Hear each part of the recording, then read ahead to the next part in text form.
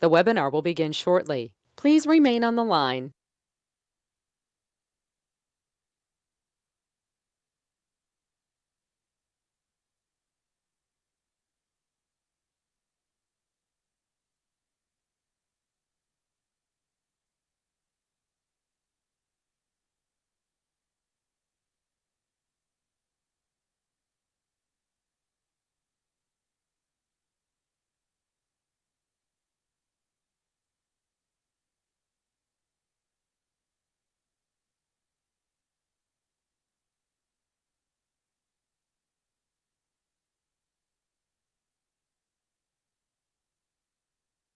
The webinar will begin shortly. Please remain on the line.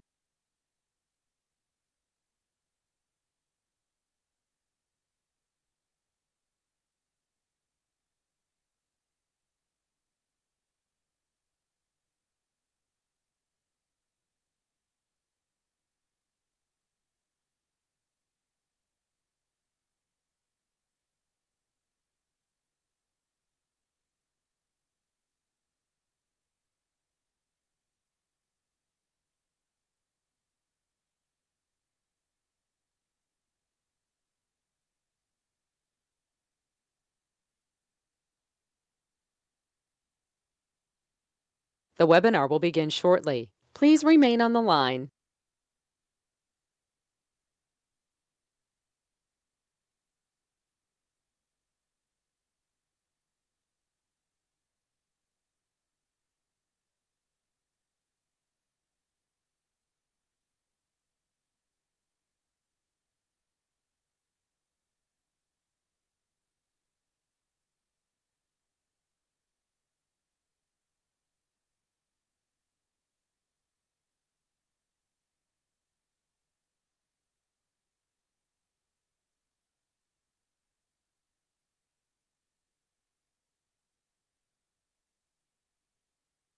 The webinar will begin shortly. Please remain on the line.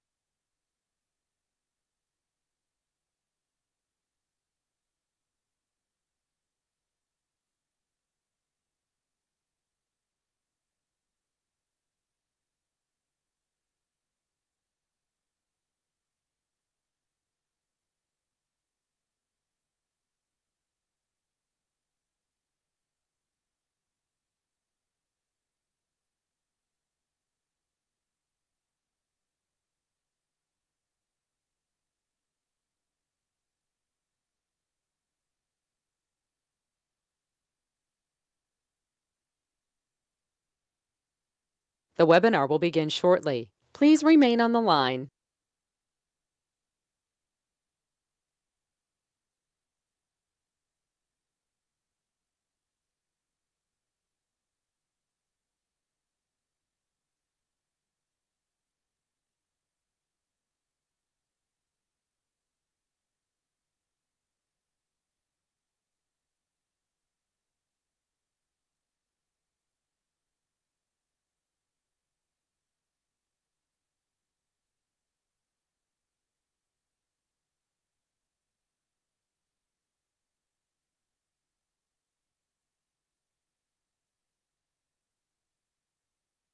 The webinar will begin shortly. Please remain on the line.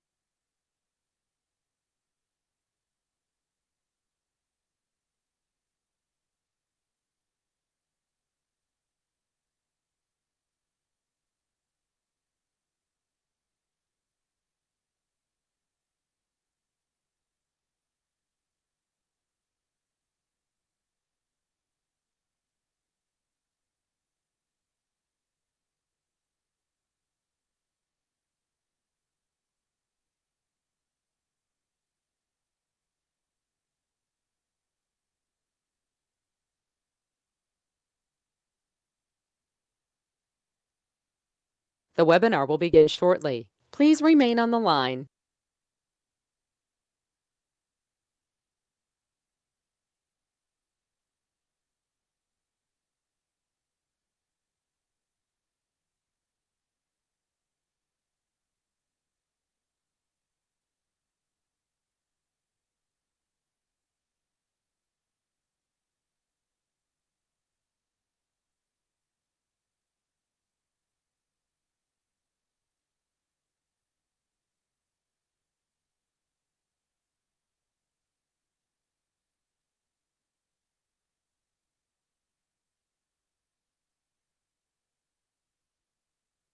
The webinar will begin shortly. Please remain on the line.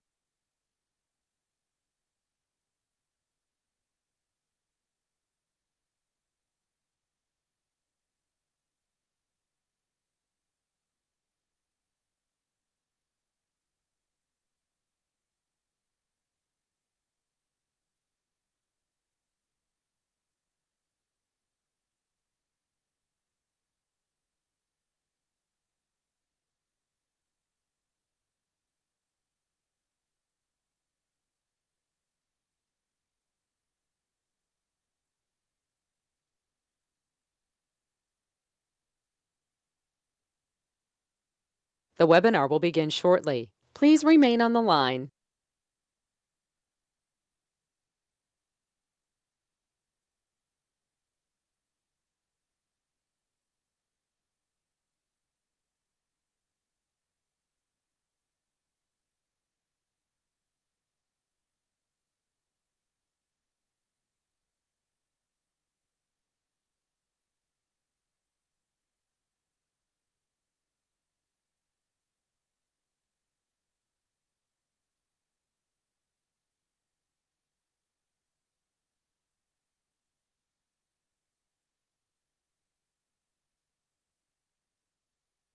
The webinar will begin shortly. Please remain on the line.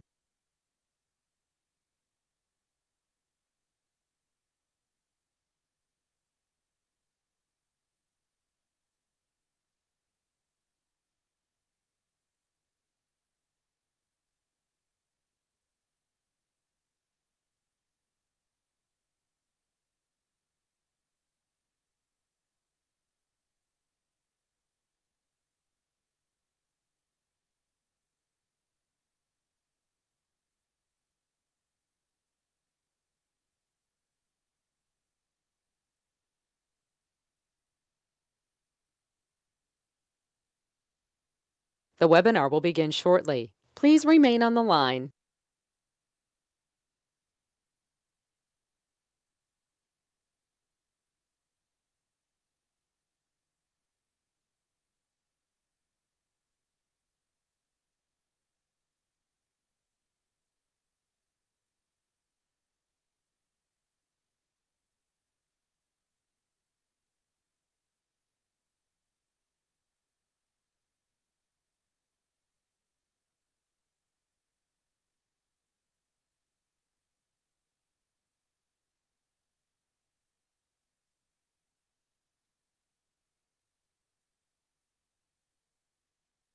The webinar will begin shortly. Please remain on the line.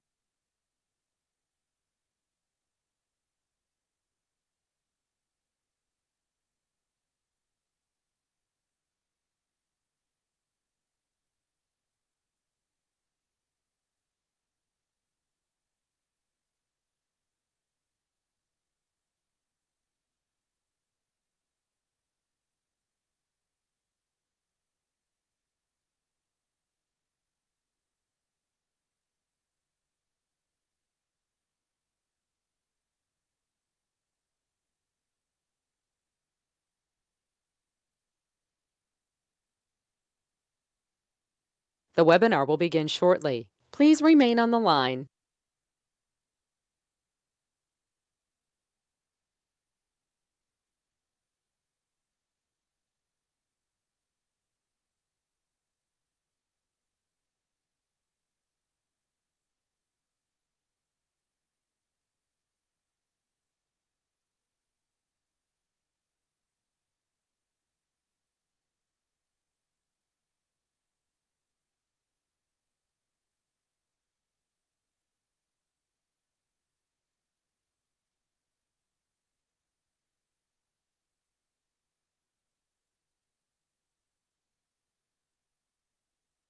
The webinar will begin shortly. Please remain on the line.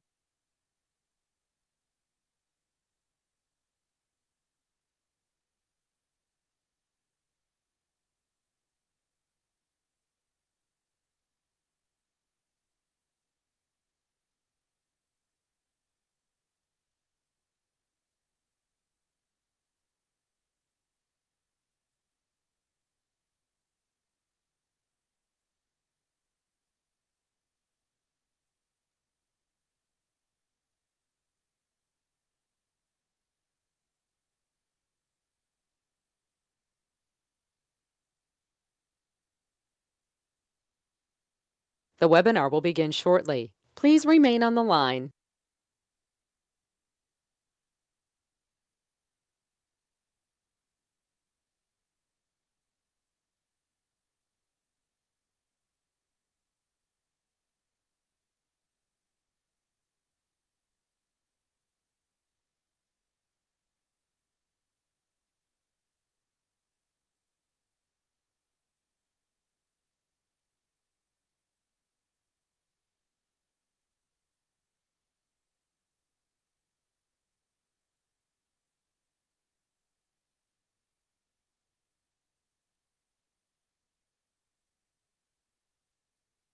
The webinar will begin shortly. Please remain on the line.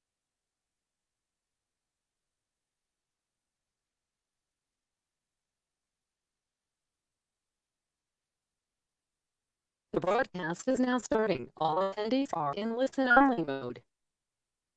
We are going live. Good morning, all. I, Dr. Isha Arora, Assistant Director, NABH, extend a very warm welcome to the Honorable Chairman, NABH, Padam Bhushan, Dr. V.K. Rao, sir, respected CEO, NABH, Dr. Atul Mohan Kochar, sir, our seasoned faculty for the day, and our participants who have joined us online for NABH Virtual Certificate Course for Migration to the 5th Edition Hospital Accreditation Standards. I hope all of you are enjoying good health in these challenging times. NABH is an ever-evolving, ever-rising, dynamic organization that develops and upgrades the healthcare quality standards in correspondence with the changing requirements and widening scope of the healthcare industry. This has led to our journey from the 1st edition to the 5th edition of Hospital Accreditation Standards. The response to this course from the participants has been overwhelming. I think all the participants today shall regard themselves fortunate for getting the opportunity to upgrade their knowledge by acquainting themselves with the latest edition.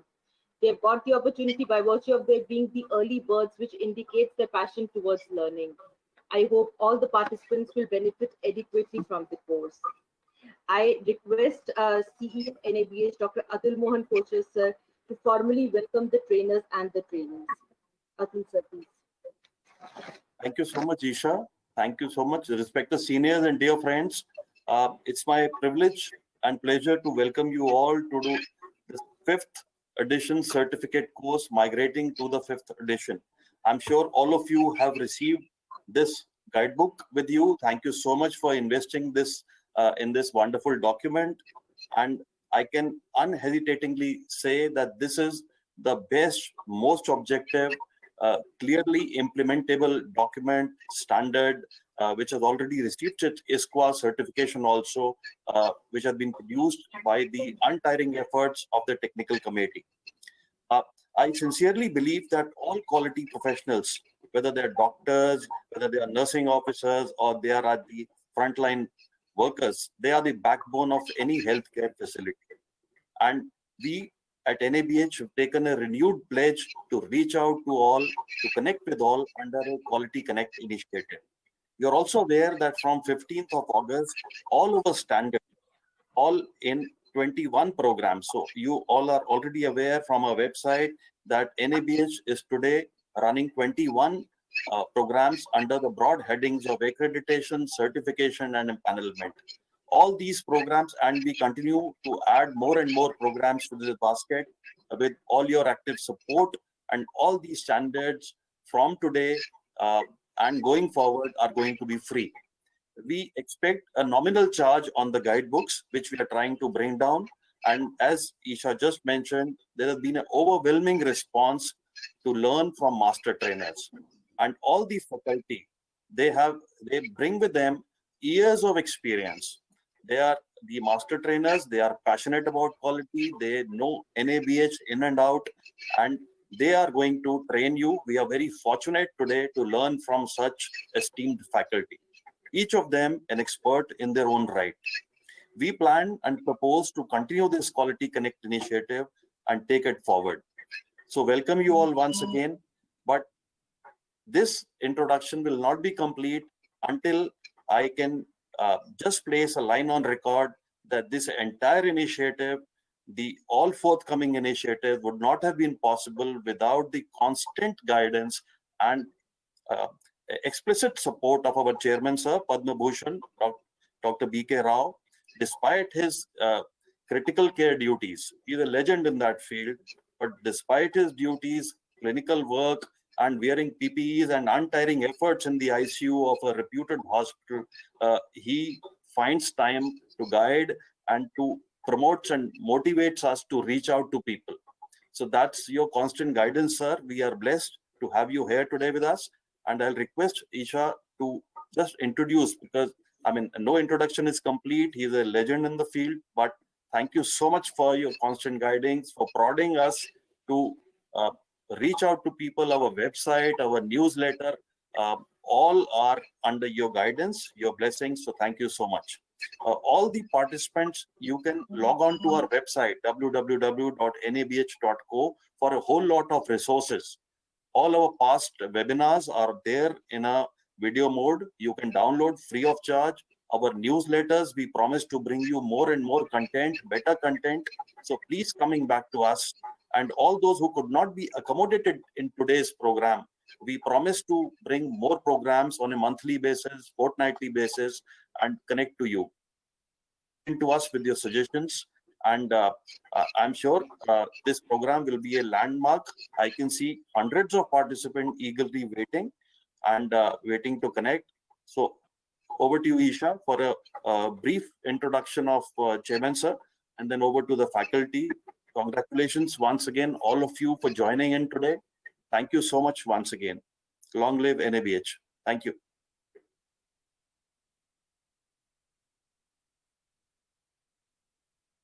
Thank you so much, sir.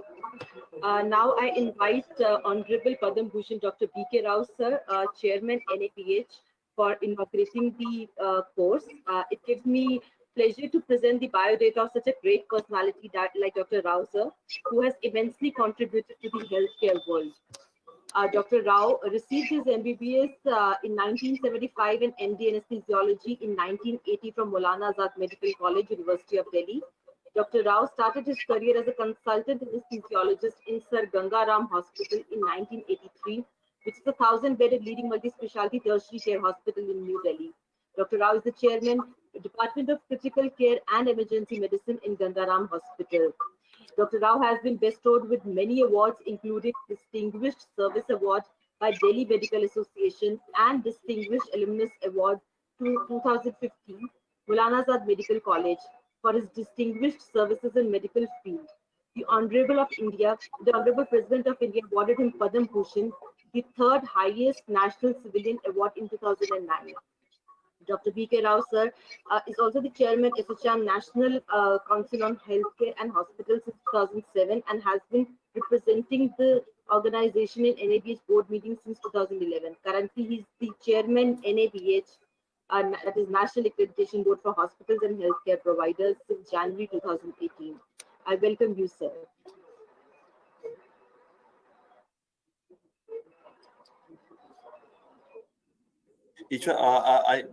Dear all participants, I believe that Dr. Rao sir is having some difficulty because of some technical issue. We'll request him to step in at any change over during any this thing.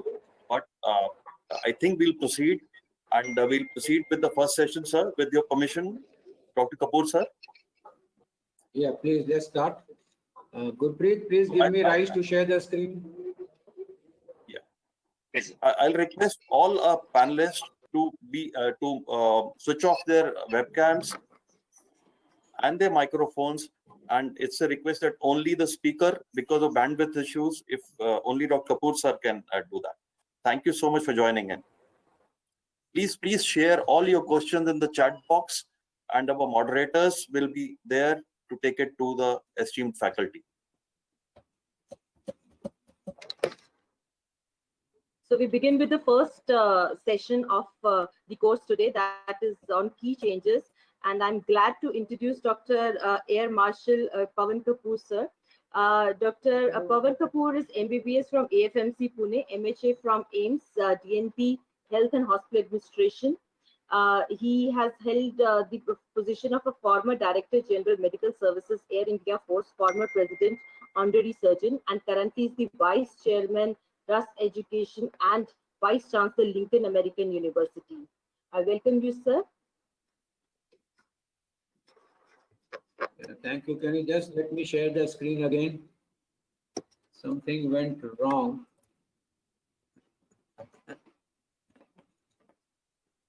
Let me share the screen again. So we can see your screen, sir. Yes. You can see my screen. Okay. Yes, sir. We can I'm see not your able screen. to see my. Okay, I'll just click on.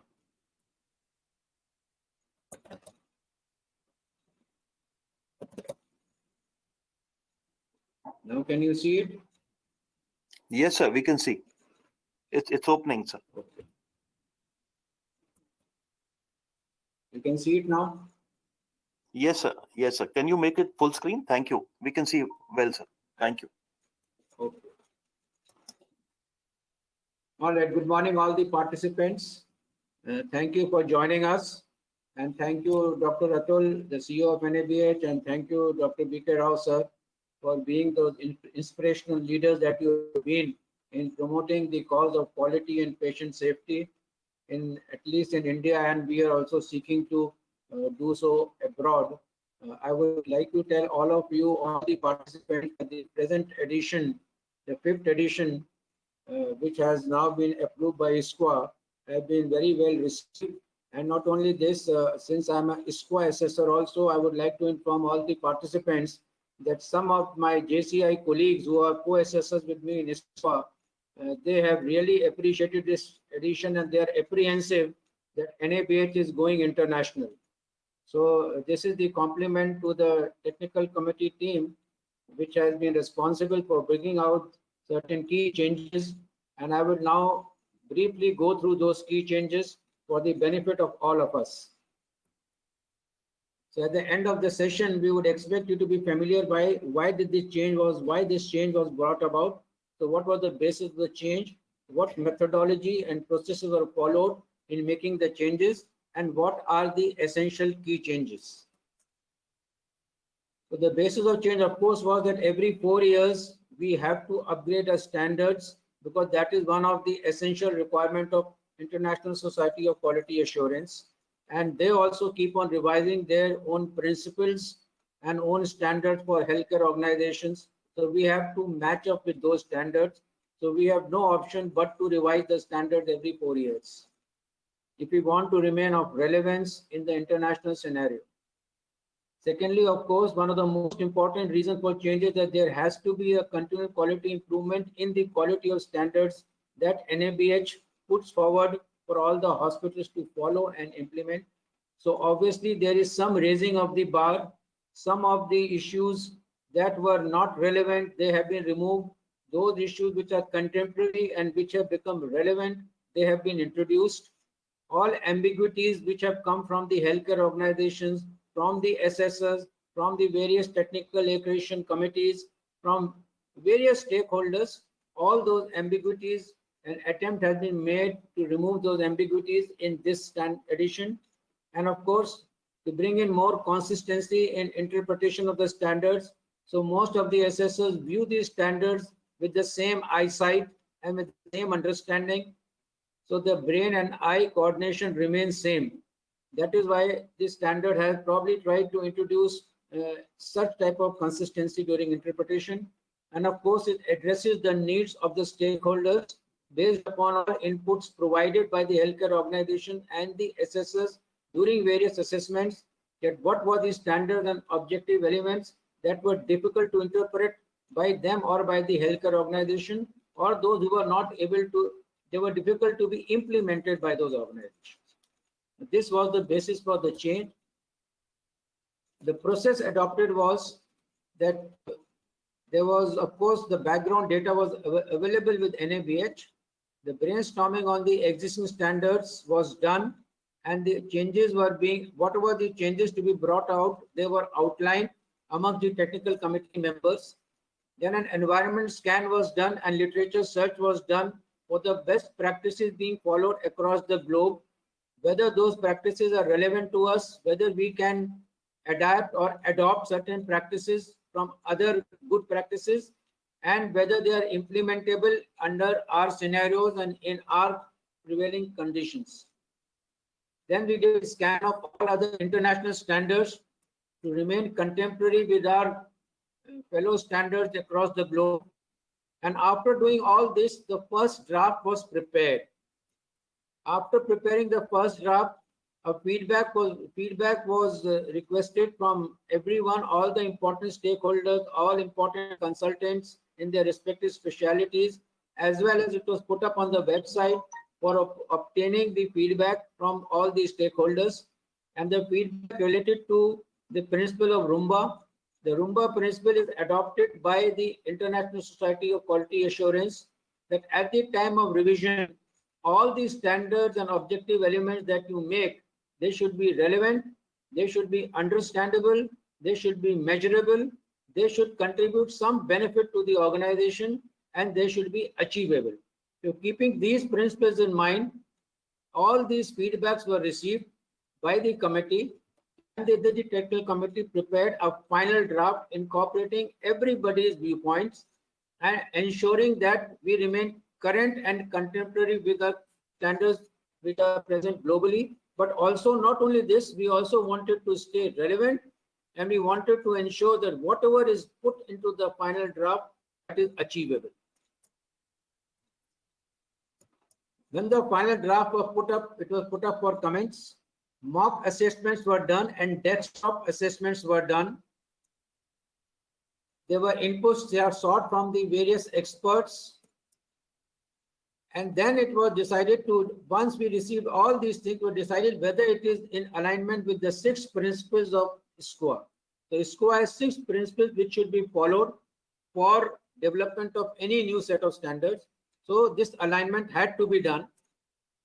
Finally, the standards were finalized. And this finalization was supported by many of you who are presently a participant. So thank you all very much for your constant support and for all the information that you provided, which made this standard possible. So thank you all of you for your outstanding contribution to the development and finalization of these standards, which is in front of you. Needless to say, this standard has got 10 chapters, which has been the hallmark of NABH. Right from its inception, there have been 10 chapters, out of which the first 5 chapters are patient-centric and the last 5 are organization-centric. The other main change that has been made in the chapter is that the chapter number 6 on continual quality improvement has been changed to patient safety and quality, since there is more emphasis being laid by ISCO on patient safety and quality. So we made this as a central, as a main chapter instead of continual quality improvement. And of course, patient safety and quality, it is given PSQ, but it actually means patient safety and quality improvement. As before, every chapter has intent. Only this time, the intent of each chapter was critically reviewed by the technical committee, and wherever necessary, the intent was revised, because the basic purpose of the standards is that you might meet the objective elements, but you are required to meet overall intent of every chapter. A summary of chapter has been given, and details have been provided wherever required. Also, this time, a reference column has been added from where information has been obtained and which are the references where the healthcare organization and the assessors, they can refer to these references from these sources and try to imbibe the basic theme of the standard and objective elements from these references. This is all known to you, but this is just a sort of a revision and reinforcement and reiteration of the existing knowledge, that the standard continues to be defined as the structure and processes that are substantially in place in an organization to enhance the quality. So standard remains a statement. This statement is numbered serially, and for this a uniform system of numbering is followed at the cost of repetition from the previous standards. We all know that the first 3 letters reflect the name of the chapter, and the number following this reflects the order of the standard in the chapter. And the format for writing of the standard, there are 3 letters of the chapter, that is the first chapter AAC, it is followed by a full stop. Okay, and then thereafter, whatever is the number of the standard, it is also written there after this full stop, and then another full stop is added. So if you have to say access, assessment and continuity of care, so in all these things, this is the chapter, this is one, followed by a full stop, followed by the first standard of AAC that the services have been displayed, defined and displayed. So this is the first standard. We all know that the standard is a statement, but to measure compliance with the standard requires certain elements. These elements are called objective elements, which are the measurable component of the standard. Acceptable compliance with these elements determines the overall compliance with the standard. And this is the one which is scored during assessments, and we'll come to scoring toward the end of the session tomorrow. So this will be the one which will be scored during assessments to determine the overall compliance against the standards. These objective elements are also numbered serially, and a uniform system is followed for numbering. And format for writing is the same.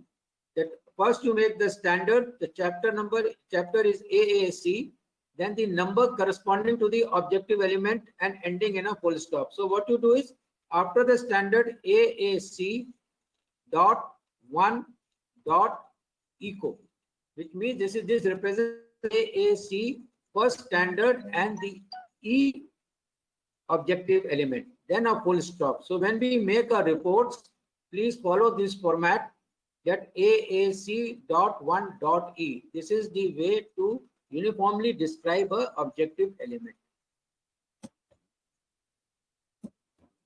Now interpretation has been enlarged. Wherever it was required to change, it has been changed. Where it was required to alter some words that were altered to make it more clear. This provides guidance to the organization what the organization needs to do. Wherever applicable, it also provides references and suggests a specific methodology that the organization needs to adhere to. I'll give an example later on. And every objective element has interpretation. We have done away with self-explanatory. Even if it is self-explanatory, the objective element has been repeated, but it has got an interpretation. The language has been simplified and modified.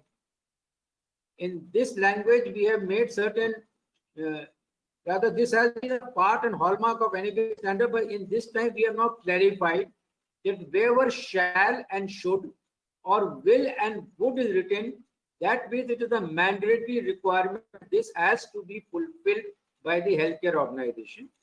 And where it is can or could, that becomes a desirable aspect. Means it may not, it is good to have it, but if you have it, it is, if you don't have it, it does not mean that you do not fulfill the compliance to the standard. So desirable aspects are not to be listed as NCs or considered for scoring. This is just to remove that many of you have very good practices in healthcare organization, but it is not essential that every healthcare organization should follow the very good practice that you have in your healthcare organization. Therefore, all these practices come in can and could. Hence, this differentiation has been made so that we are sure that what the standard needs is the only part is shall and should or will and would, which is to be stored, which is to be scored, and which is to be documented. Desirable aspects, you can probably give an opportunity for improvement, but is not to be counted as a non-compliance and not to be considered for score. Also, although we tried to avoid using adequate and appropriate as far as possible, but it is not feasible in our current scenario. We have used these adequate and appropriate, but this would mean that they should be evidence-based. I will give an example of this also. And whatever examples are given in the standard, in the guidebook, and whatever examples may be told to you today, they are only illustrative in nature. They are not mandatory for the healthcare organization to implement and not mandatory for the assessors to only focus on the example as the criteria for compliance with the given objective element. This is because NABH standards by and large are not prescriptive, and healthcare cannot be prescriptive. You and me know this. So organization has the liberty to decide what and how to implement to ensure that the requirement of the objective element is met. Now let me give you some language related examples. The COP2E deals with emergency services and this is related to triage. Triage shall be done only by qualified or trained personnel, which means that triage has to be done. So if triage is not being done, it is a non-compliance.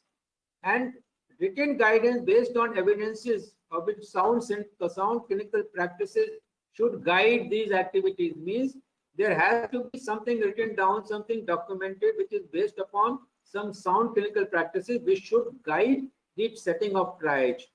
And triage should be part of the routine day-to-day functioning of the emergency department, and it is not from the perspective of mass casualty management, that is managing a large number during disaster.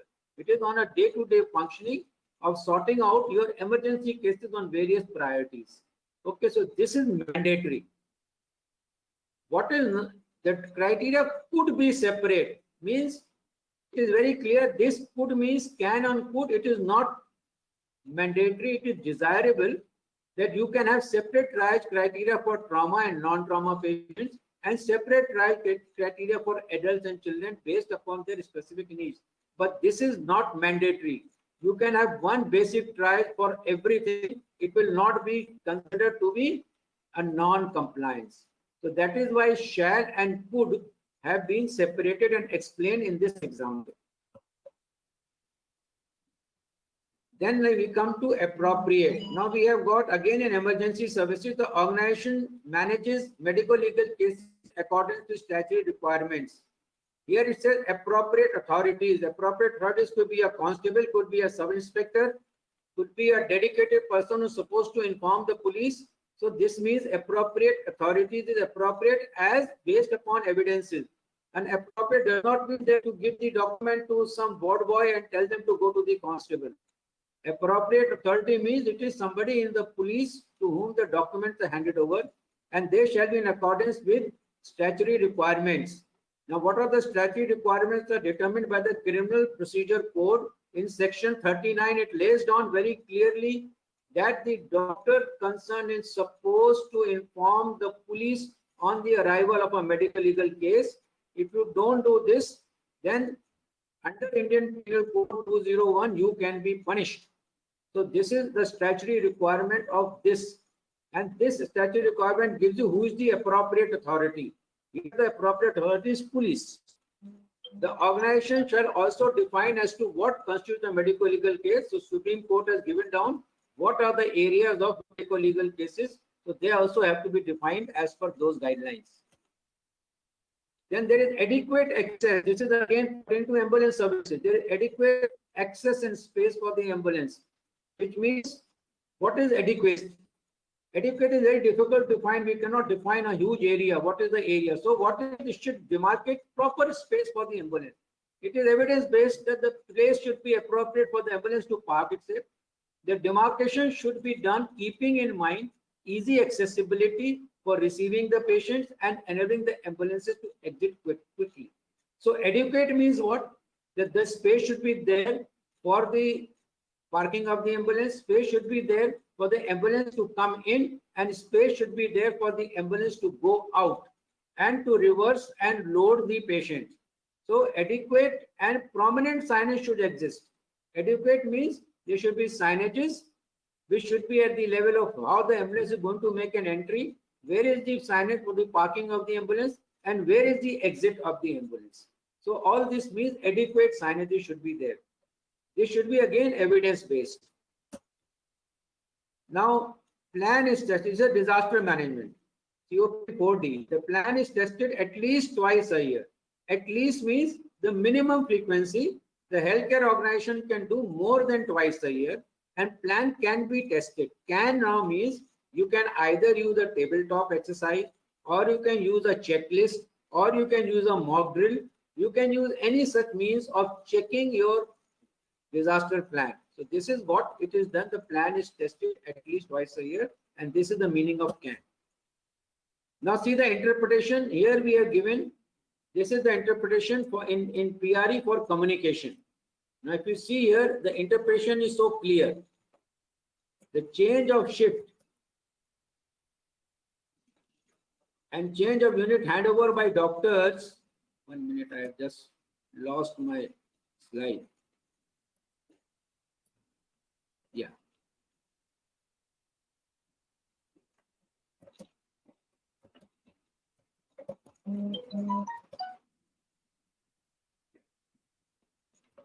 Sir, any issue, sir? We can see, sir. Yeah, you can see, I could not see. Sometimes I must have pressed the wrong this thing. Okay, I've come back. The Yes. change of shift, and this is a during shift change, what information should be provided. The interpretation is given very clearly here. And the interpretation says you should consider the patient's current condition, the recent changes in condition, ongoing treatment, and possible changes or complications. So this is what should be there in the information that is being shared. Now, whatever technique you use, like S-bar technique, it can provide, it is not a must, it can provide a standard framework for handover, read back, multidisciplinary rounds, teach back, involving patient and families in the process of care, other modalities. So see how beautifully the interpretation has now given the complete interpretation of communication, handover communication during shift change. So this is what it means that the interpretation is made user friendly.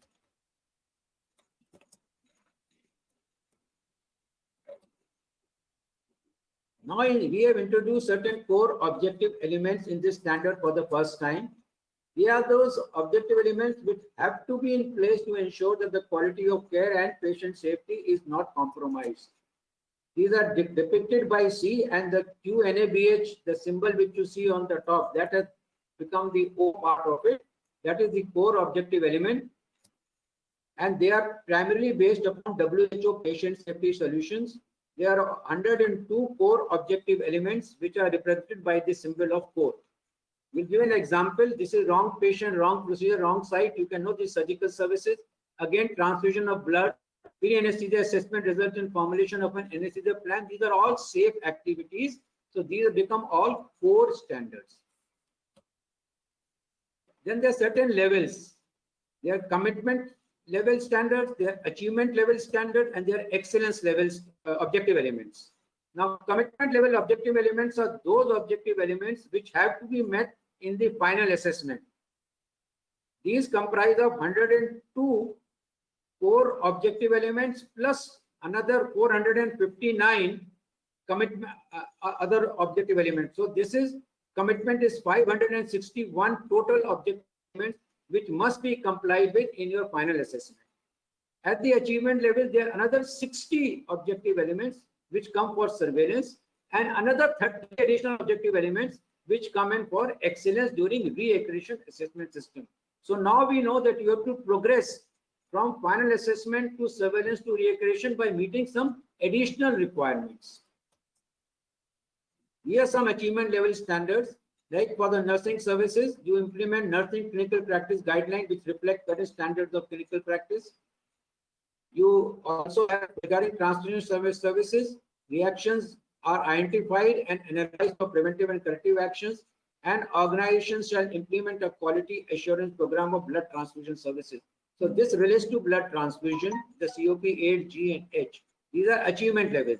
In excellence levels, this is related to acuity-based staffing, and this acuity-based staffing is linked to patient outcomes in terms of numbers and competence. So your nursing personnel, this will come into your last phase, that your nursing personnel are allocated to patient based upon the acuity of care required by the patient, and this is for improvement of outcomes, which includes incidence of pressure sores, falls, medication administration, VAPs, and all these.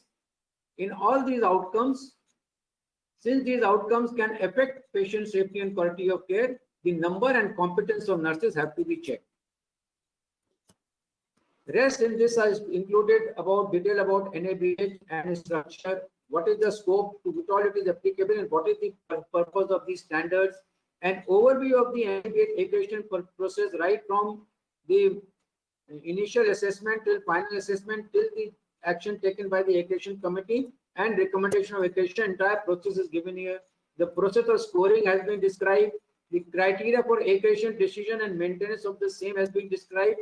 The summary of changes are huge, almost about 10-12 pages are there of summary of changes, the abbreviations which are being used, the glossary, defining various terminologies, and an index for easy reference have been included in the standards. Documentation, the phrase written guidance has been used. The written guidance has now become a predicate instead of the subject. Earlier it was subject was documented policies and procedures guide. Now it is saying that the policies and procedures are implemented based upon a written guidance. So the written guidance become a predicate because more emphasis on implementation. A section has been, total section been devoted to documentation, and that has been demonstrated by an asterisk mark. All annexures have been delinked. There are 32 indicators, of which you will know all the details tomorrow in the last session. There are 12 clinical, 6 infection control, 8 managerial, and 6 safety indicators. And there's a detailed guidance on capturing of medication errors. So what has been done? The focus is on feasibility without compromising on patient safety and quality of care. Language has been modified to emphasize implementation. We have tried to reduce, if not eliminate, ambiguity. Language has been made simpler, user-friendly, and UK type of English language. Try to minimize those objective elements which should be scored only as all or none. And cross linkages are provided so that whatever is there's a reference in one chapter, the same linkage is provided by other chapters, the same reference is required to be seen. Okay, so each objective element is linked with other objective elements. So in a nutshell, there are 10 chapters, 100 standards from earlier 105, 651 objective elements, out of which 102 are core, 60 achievement, and 30 excellence. And you can see the journey of NABH. In the first edition, there were 10 chapters, 100 standards, and 505 objective elements. In the second edition, it remained 100, but there were objective elements were increased to 514. In the third edition, the chapters remained 10. They became 102 standard with 636 objective elements. In the fourth edition, we had 10 standards, 105 10 chapters, 105 standards, and 683 objective elements. And in this present form, it has got same 10. We have come back to the first edition with 100 standards, but 651 objective elements. You can see the transition from 505 to 683 was increasing. Now it has been brought down to 651. That means only those have been retained which are implementable, achievable, and those which were ambiguous, they have been either merged or they have been replaced. These are the various chapters. What you see in the blue is what were present in the previous edition, and what you see in black is what is present in the present edition. So a total of patient-centric chapter standards are 61 as compared to 66, 405 objective elements as compared to 431. And amongst this, in these first 5 patient-centric chapters, out of the 102 core, there are 56 core, 37 achievement, and 14 are excellence. Similarly, organization-centric chapters, you have total of standards have remained the same, that is 39, although there have been increase in HRM from 10 to 13, but this has been compensated by decrease of 2 standards in patient safety and quality improvement and 1 standard in responsibilities of management. Similarly, the objective elements have been reduced from 252 to 246. In this, there are 46 core, 23 achievement, and 16 are excellence. So this is where we come to the end of my presentation of this. I'm sorry, I probably exceeded my time by a few minutes. The changes, all changes will be covered during the subsequent discussions, and the question and answer will be in the end. Kindly restrict your questions to clarification of your doubts. Suggestions for improvement should be mailed to the secretariat, because these suggestions will now be part and parcel of the next revised standards. So you can give your suggestion for improvement. However, if you have anything, please restrict your questions only to clarify your doubts. If you have additional knowledge, please share it, but then don't embarrass the speaker or embarrass yourself by getting answers only for clarification of doubts which have already been clarified during the session. Okay, so thank you all very much. Jai Hind, God bless you all. And now I will request the next presentation, that is Dr. Vikas, to please start the first chapter on AAC. I have handed over the control to you, Dr. Vikas.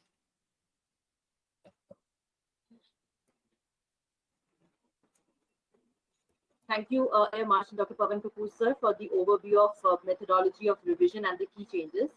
Next, I request Dr. Vikas Manchanda, sir, Associate Professor, HOD Microbiology, Maulana Azad Medical College, New Delhi, to present the first chapter of the 5th edition Hospital Accreditation Standards, that is Access Assessment and Continuity of Care, AAC. Not able to get the display. So may I request you to stop sharing your screen, please? I have stopped sharing my screen. No? No, we can still see, sir. I handed over the, okay, 1 minute. I will hand over again. I've already handed over to Dr. Vikas, and I will close this. Why I'm not able to stop sharing the screen? Okay. Now my screen sharing stopped. I have stopped it. I have stopped. Okay, I've stopped it now. Yeah. Okay. Yes.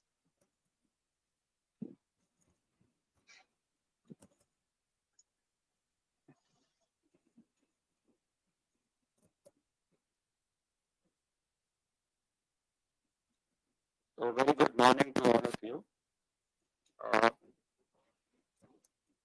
Welcome to the journey of the NABH standards with the new chapter or the new edition for that matter, which is the 5th edition of NABH.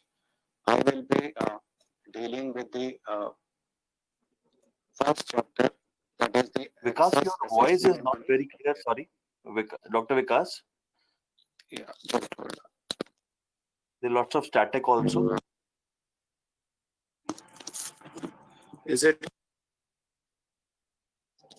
clear now? Yeah, better.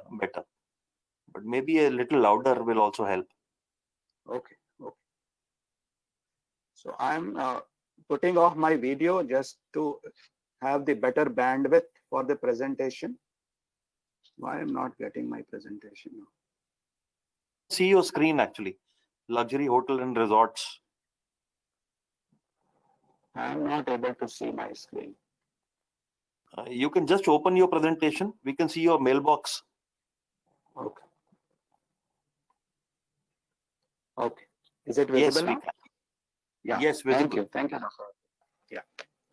So we will be going through the journey of what modifications have been done till now. Vikas, sorry, the voice, lots of static, please. There's some not. Is it less visible? Is it audible now?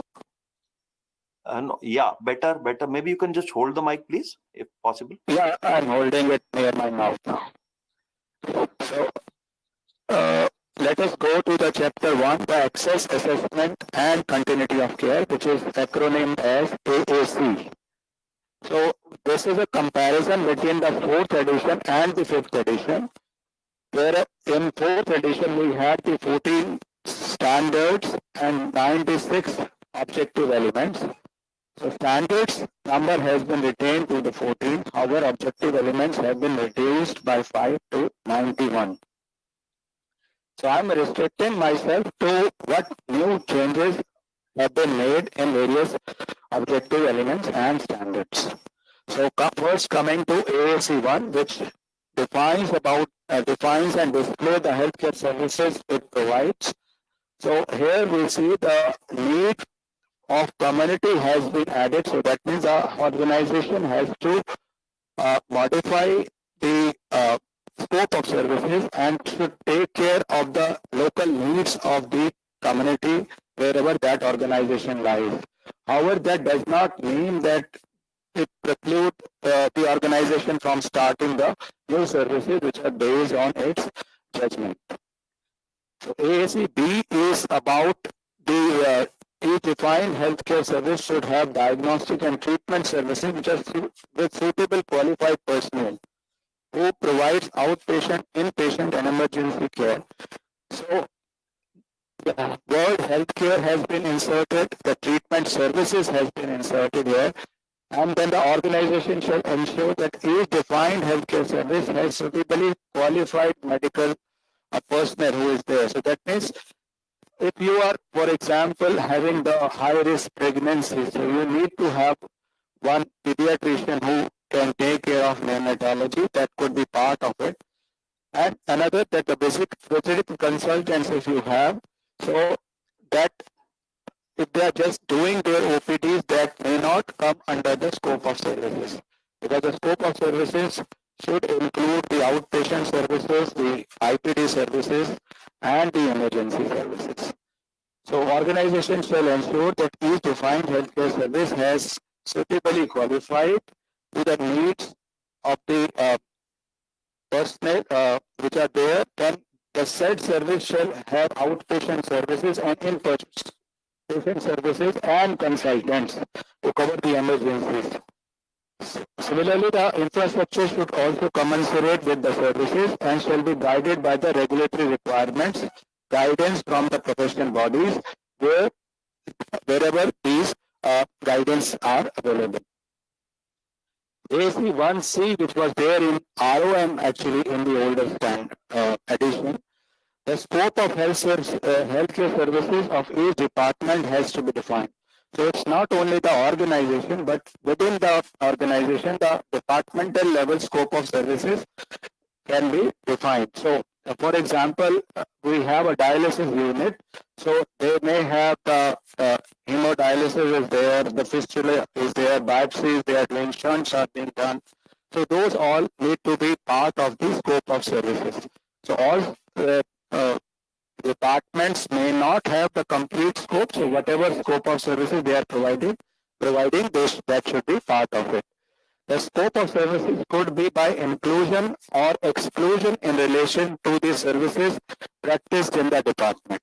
So it will depend on what resources in terms of infrastructure and human resource and the qualified personnel we have, that will define the scope of services within the same department. Next is AAC 1D, where the organizations define healthcare services are prominently displayed. So the display of these scope of services or the healthcare services which are being provided. Yeah, so that are being provided should be prominently displayed, and the display has to be permanent, although the electronic displays can be there. Dissemination of the information can be supplemented by brochures and standees, but alone brochures and standees are not enough. And the displays has to be bilingual in nature, one based on the local state where the patients are coming, so the local language, and one in the English, that has to be there. Then the second standard of AAC is that regarding the registration and the admission process. So it has to be now the organization uses a written guidance for registering and admitting the patients. So organization shall prepare a document detailing the mechanisms of registration and admission of the patients, and which should also include the unidentified patient. So if an unknown patient comes from, say, a roadside accident or where the credentials are not known, how the organization is going to register that patient, that should also be part of the this particular document which is being prepared and the process which is being followed. The organization could consider mechanisms to verify the identity of the patient during registration. So this has been added just to ensure that there is a continuity of care. So one patient who is having the multiple visits get some unique number which is being covered in a next objective element. So that unique ID number has to continue with the same patient. So that there is a linkage between the care which is being provided at that particular hospital to one patient. And the written guidance should be there to address all kinds of patients which are there, be it outpatient, daycare patient, inpatients, or the emergency patient. The AAC2B is about a unique identification number which is generated at the end of the process. So no changes have been made. Only the grammatical language changes are there. Then to AAC2C is patients are acceptable only if organization can provide the required services. So again, here it has been emphasized that only the patients who are there for which services are there has to be included. However, in case of exigencies and emergencies for the services which are not provided by the hospital, how that will be taken care of needs to be included in this particular objective element. AC2D is about the written guidance, also addresses the managing patients during non-availability of beds. So that non-availability could be that all hospital beds are full and you are getting the patients, specifically during the pandemic and the outbreak time, how to going to address that. This non-availability could be based on the category of beds which are there, or in the particular department, if it is not there, how you are going to manage shifting bed from the other department. That needs to be taken, addressed in this particular objective element. AAC2E is about the access of healthcare services in the organization, which can be prioritized according to the clinical needs of the patient. So be it outpatient, inpatient, emergency or diagnostic services. So suppose there is a patient who has been there in OPD and has certain dizziness or some kind of emergency requirement which is there. How you are going to identify such patient in outpatient department and address those needs. Similarly, if you have some vulnerable patients, so do you have a mechanism in place where these vulnerable patients may not have to wait for long for their diagnostic test, so it can be faster. So this particular objective element is being marked as achievement type of objective element. So it will be more important for implementation and assessment point of view during the surveillance assessment and during the reaccreditation process. Then the next standard, the AAC3, is there is an appropriate mechanism of transfer in and transfer out of patient or the referral of patients. So again, it is the word which has been done is done appropriately. So here the how the appropriately term has to be used has already been discussed by Dr. Pawan Kapoor in the previous lecture which we have with him. The AC3B is about transfer out and referral of patients to another facility. So this transfer out or referral could be the permanent transfer after discharge, or it could be for some diagnostic activity only. So the transfer should be done in a safe manner, which includes pre-transfer stabilization where appropriate, choosing the appropriate mode or the vehicle for transport, equipment and monitoring required during the transfer. So in case the organization is unable to meet some of the stated requirements, the reasons for the same needs to be documented in the policy which they are preparing. Next standard objective element is AC3C, which include that during transfer or referral, accompanying staff are appropriate to the clinical condition of the patient. So it emphasizes more on how you are going to shift a patient, typically who has certain special needs or patient is unstable. So the staff accompanying shall at least be trained in trauma or even the technologist or the emergency technology or nurse who is being sent is trained in the basic or advanced cardiopulmonary resuscitation where appropriate. So the staff must have undergone such training. So if they are accompanying the unstable patient, admitted patient who is being transferred out or being shifted for diagnostic purposes. AC3D is another commitment level objective element where the organization gives a summary of patient condition and the treatment given. So if they are transferring out, the organization should give the transfer summary mentioning the significant finding and treatment which are there So that helps the other organization where the patient is being transferred to take care of the special needs. So if there is some specific medical advice for certain exigencies which happen during the transfer or at that place where the transfer has been done, that can also be taken care of in this particular transfer summary. Then the fourth standard in AAC is patient cured by the organization undergoes an established initial assessment. So it is the same objective element as previously, except that the daycare admissions which are there are also being added.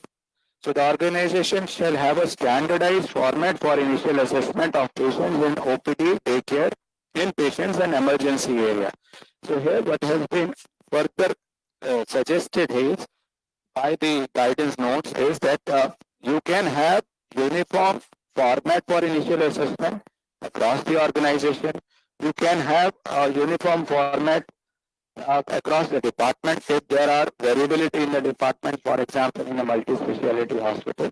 So the needs for initial assessment may be different. So at least within the same department, the initial assessment format needs to be uniform. So that is the emphasis which has been given in this particular objective element. So AAC 4B is the initial assessment is performed by the qualified person. So wherever initial assessment has to be done, it has to be very clearly defined who is going to perform. So when the nursing staff is going to perform and when where the doctor is going to perform and in what kind of unit, what qualifications are required for these personnel who are doing the initial assessment that needs to be taken care of. So care givers perform initial assessment within their scope of practice, registration and applicable laws and regulations. So that has been added now. Next is AAC 4C, where the initial assessment is performed within the time frame based on the needs of the patient. So here the organization shall define and document the time frame within which the initial assessment has to be completed concerning the daycare, inpatient and emergency. So the time frame can be again uniform across the organization for all the patients, or it may vary from the type of patient, from daycare to inpatient to emergency, and same has to be implemented whatever has been defined by the organization. In the case of inpatients, the time frame shall be from the time the patient arrives at the ward until the initial assessment is completed. So here the time frame for the initial assessment has been further guided upon, and the maximum time within which the initial assessment has to be completed in inpatient has been suggested to be 24 hours as done previously as well. AC 4D, that is initial assessment of the daycare patient. So daycare word has been added into this particular objective element. Rest of the element is the same. AC 4E. So here this objective element deals with the documented care plan. So here it has now been qualified for the initial assessment, at least for the inpatients, which is there.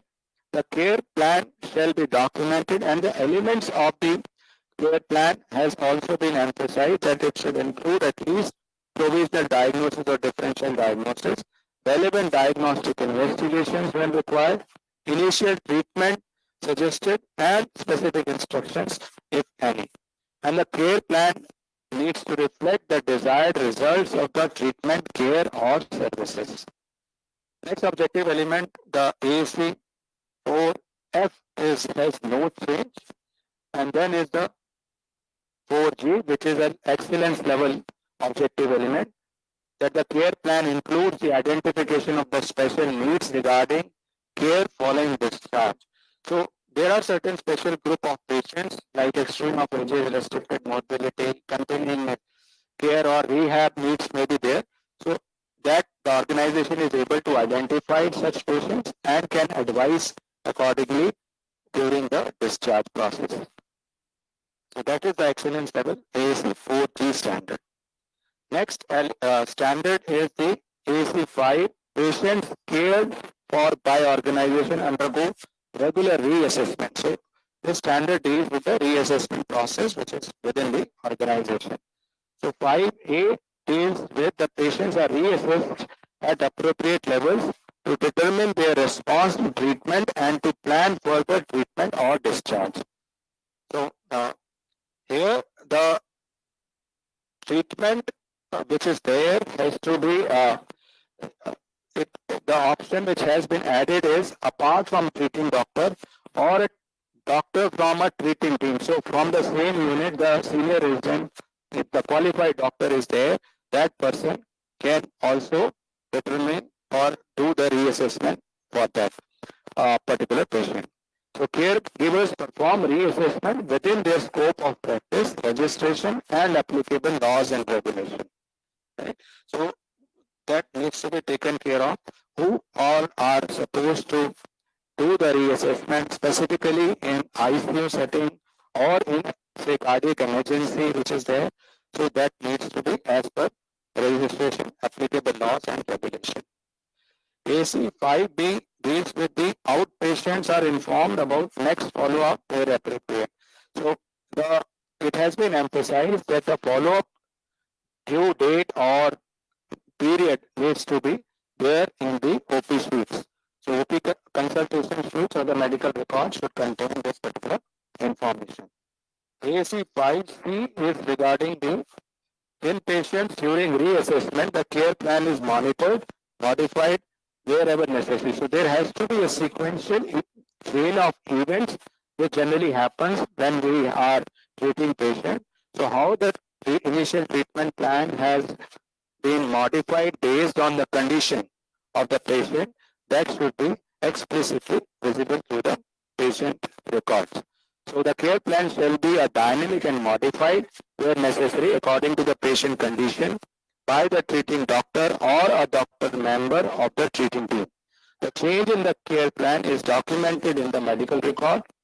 Different sections of the medical record such as progress notes, doctor notes and medication charts could show evidence of change in the care plan. So whatever care plan has been modified, the implementation of that should be reflected to rest of the orders and the charts. Next objective element is the commitment level AC 5E element, where the emphasis has been put on the guidelines and implementation process to identify early warning signs of change or deterioration of clinical conditions. So the staff who is monitoring that particular patient, so they should be well aware of the early warning signs and they should be able to inform the treating team, the doctors about these warning signs as and when they appear.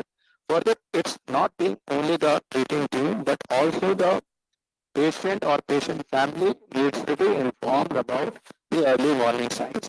That has been emphasized under this particular objective element. Next standard, the sixth standard is regarding the lab services. So in ASC 6A, there is no major change except it has been explicitly qualified now that the lab services needs to commensurate with the services which are being provided in that particular organization.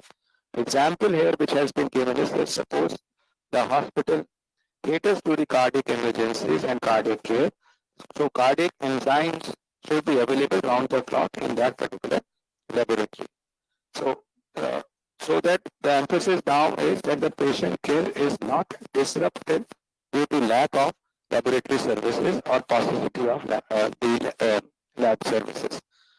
6B standard objective element is about emphasis being laid down that the lab process has to be such that it prevents cross-contamination. So that particular line has been added.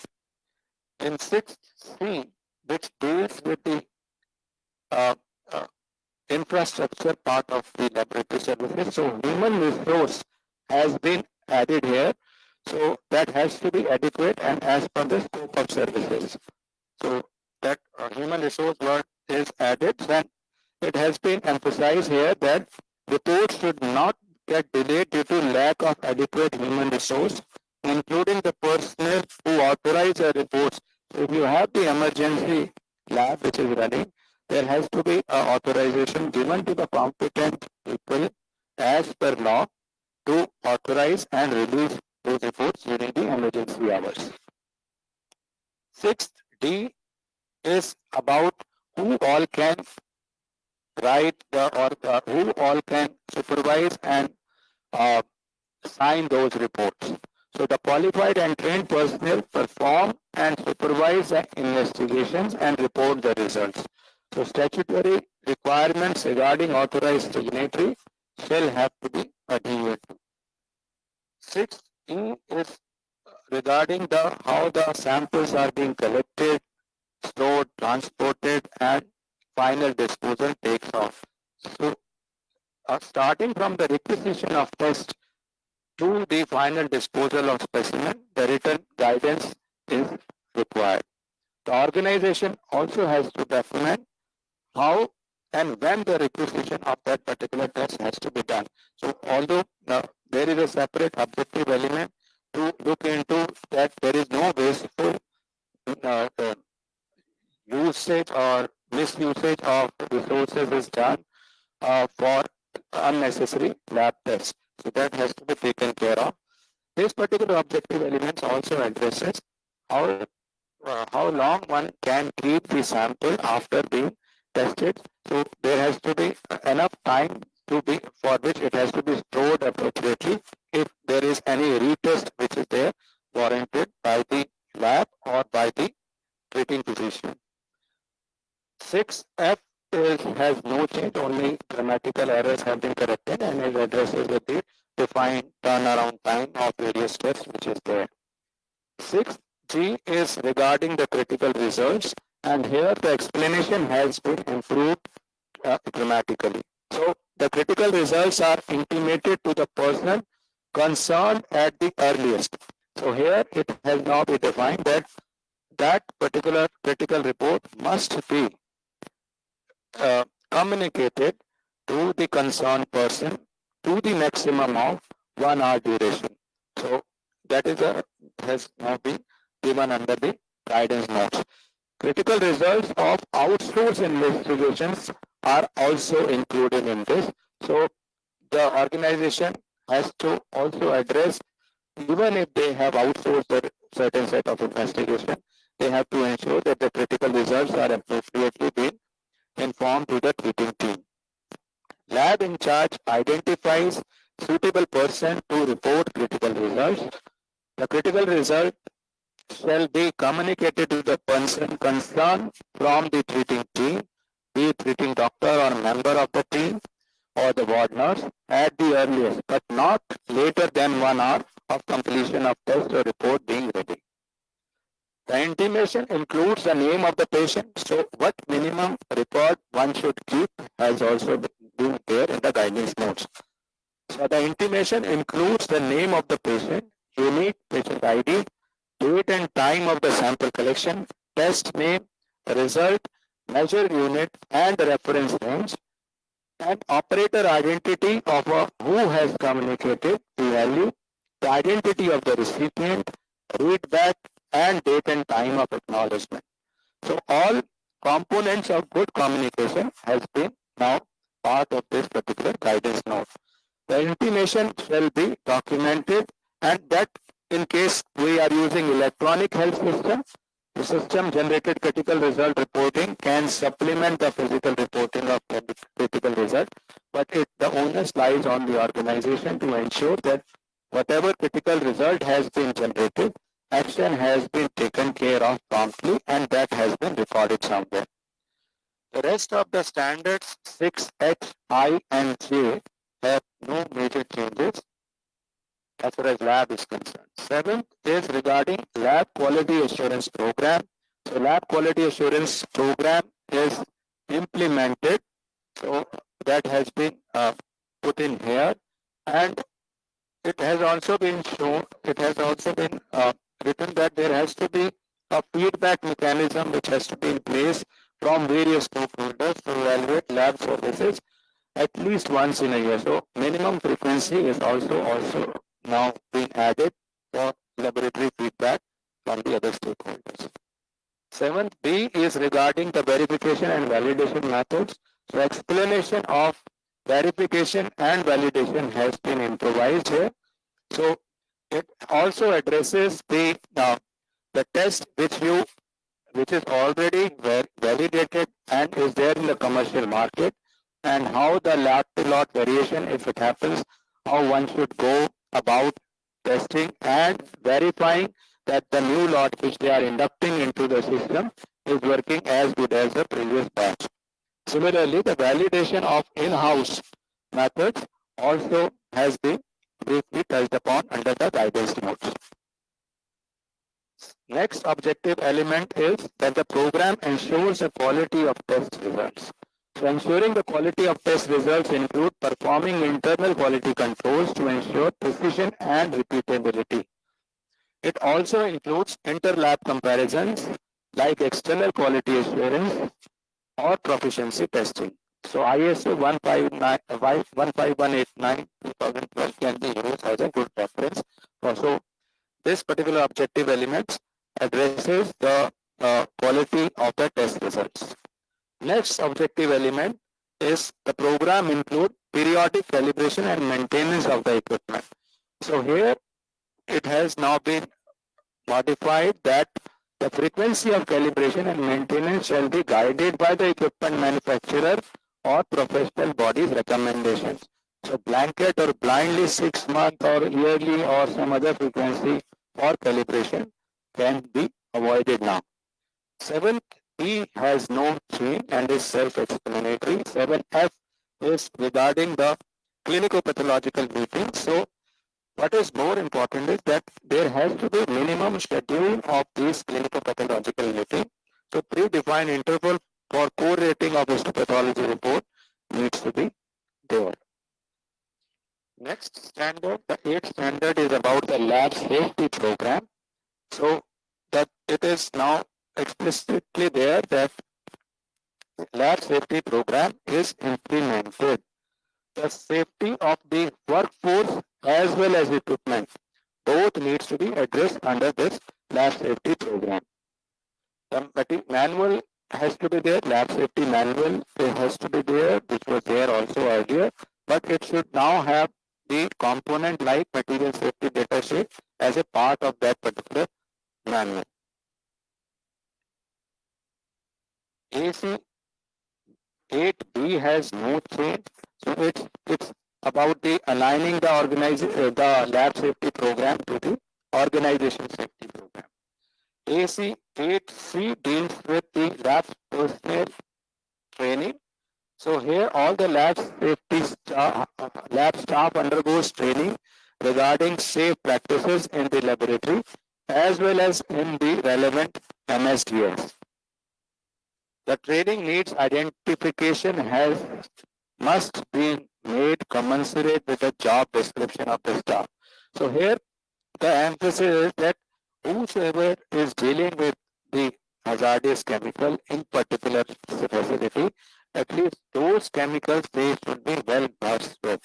And if there is a shifting duty with the other areas, so that also they need to know of. AC 8D deals with the lab personnel are provided with appropriate safety measures. So this deals with that they have the access to the personal protective equipment, dressing materials, disinfectants, and fire extinguisher and every such safety devices, and they are trained to use such devices. That is part of this particular objective elements. Here it is also that they need to adhere to the standard precautions, and all lab staff must be appropriately immunized based on the area where they are working on. AC 9 standard is on the imaging services. AC 9A is about the scope and legal requirements, so no changes there. 9B is as per the scope of the HCO, so that also there is no change in that. AC 9C is about the infrastructure requirements of the imaging. So here the human resource component has been added apart from the equipment. AC 9 to D again is the same, so no changes there. AC 9E is patients are transported in safe and timely manner to and from the imaging services. So here, because that is one of the most common type of transportation which happens to and from the hospital. So this the guidance notes have been modified to include that the organization shall ensure the safety precautions that need to be adhered to for transporting or while transporting these patients. The system should be in place to ensure that the conduct of imaging tests is not delayed due to transportation and to and from the imaging services. So it also deals with how one the organization has to address how the transfer of unstable patient will take place. So at one end, you need to take care of how the unstable patient has to be transported safely. At the other hand, you have to ensure that all results are or the testing is done in a timely manner to avoid undue delay and in the imaging and the services thereupon, treatment services thereupon. AC9F here it is about the imaging results are available within the time frame. So here the defined time frames could be different for different types of tests. So we can have the different turnaround times based on the nature of the test, modality of the technique which is utilized for doing that particular test, criticality of that test, and the urgency of the test which is required by the treating doctor.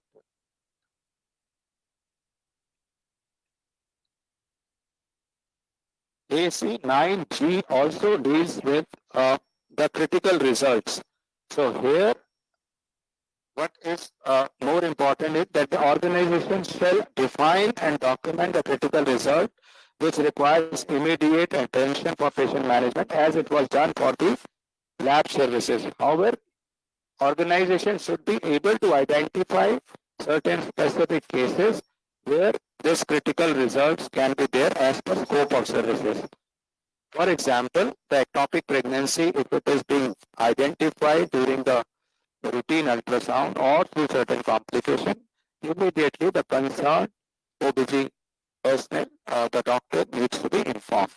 The critical result must be obtained for each modality of imaging. So it has to be there for the separate modalities which are there, and it can be also needs to be addressed because radiologists may not be available round the clock. So how the criticality or the critical result intimation will be addressed during the emergency hours, that also needs to be addressed. The critical result shall be communicated to the person from the treating team or doctors or member of the treating team or nurse at the earliest. So the same way as it was done for the laboratory services, that has to be done within a defined time frame to a designated individual, and the documentation of the same should be kept in the records. And similarly, this document which is being generated for the laboratory services or imaging services regarding the intimation of critical results, that needs to be monitored and so that the improvement can be in subsequent period of time. So AC9H, the word hospital has been changed to the organization. 9J has no change, I has no change.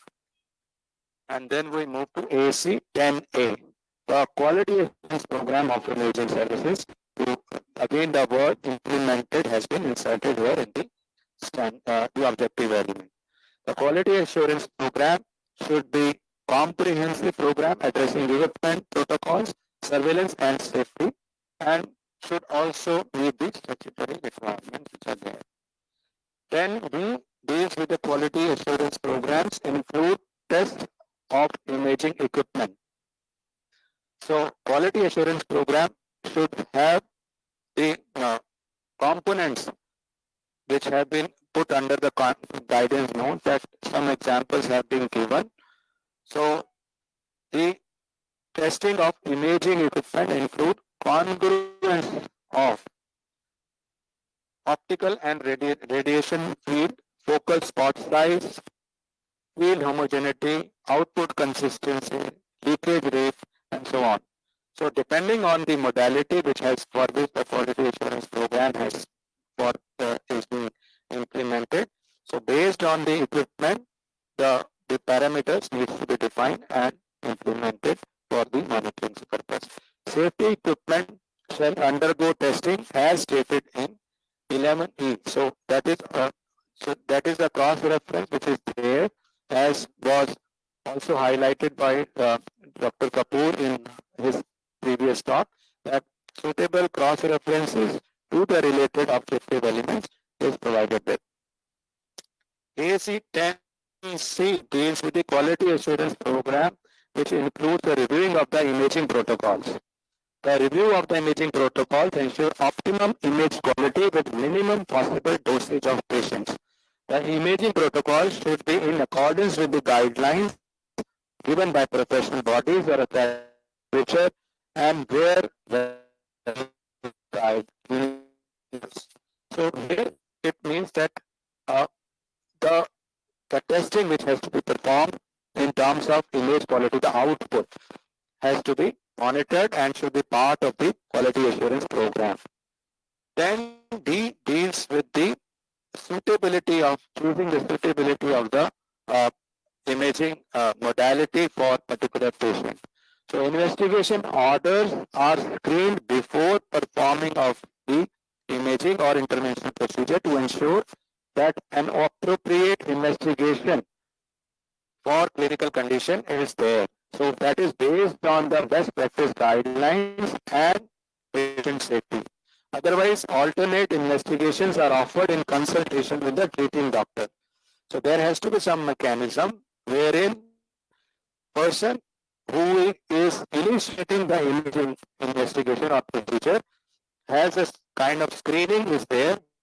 It is being checked that the prescription for that particular imaging modality commensurate with the clinical condition or not. For example, if the patient has been diagnosed or suspected to have a breast abscess because of fever and there is a breast lump, so here mammography may not be an appropriate modality for investigation. So such screening program for suitability of imaging investigation needs to be in place according to this particular objective element. So the organization could maintain a record to capture instances wherein the requested imaging test was modified after consultation.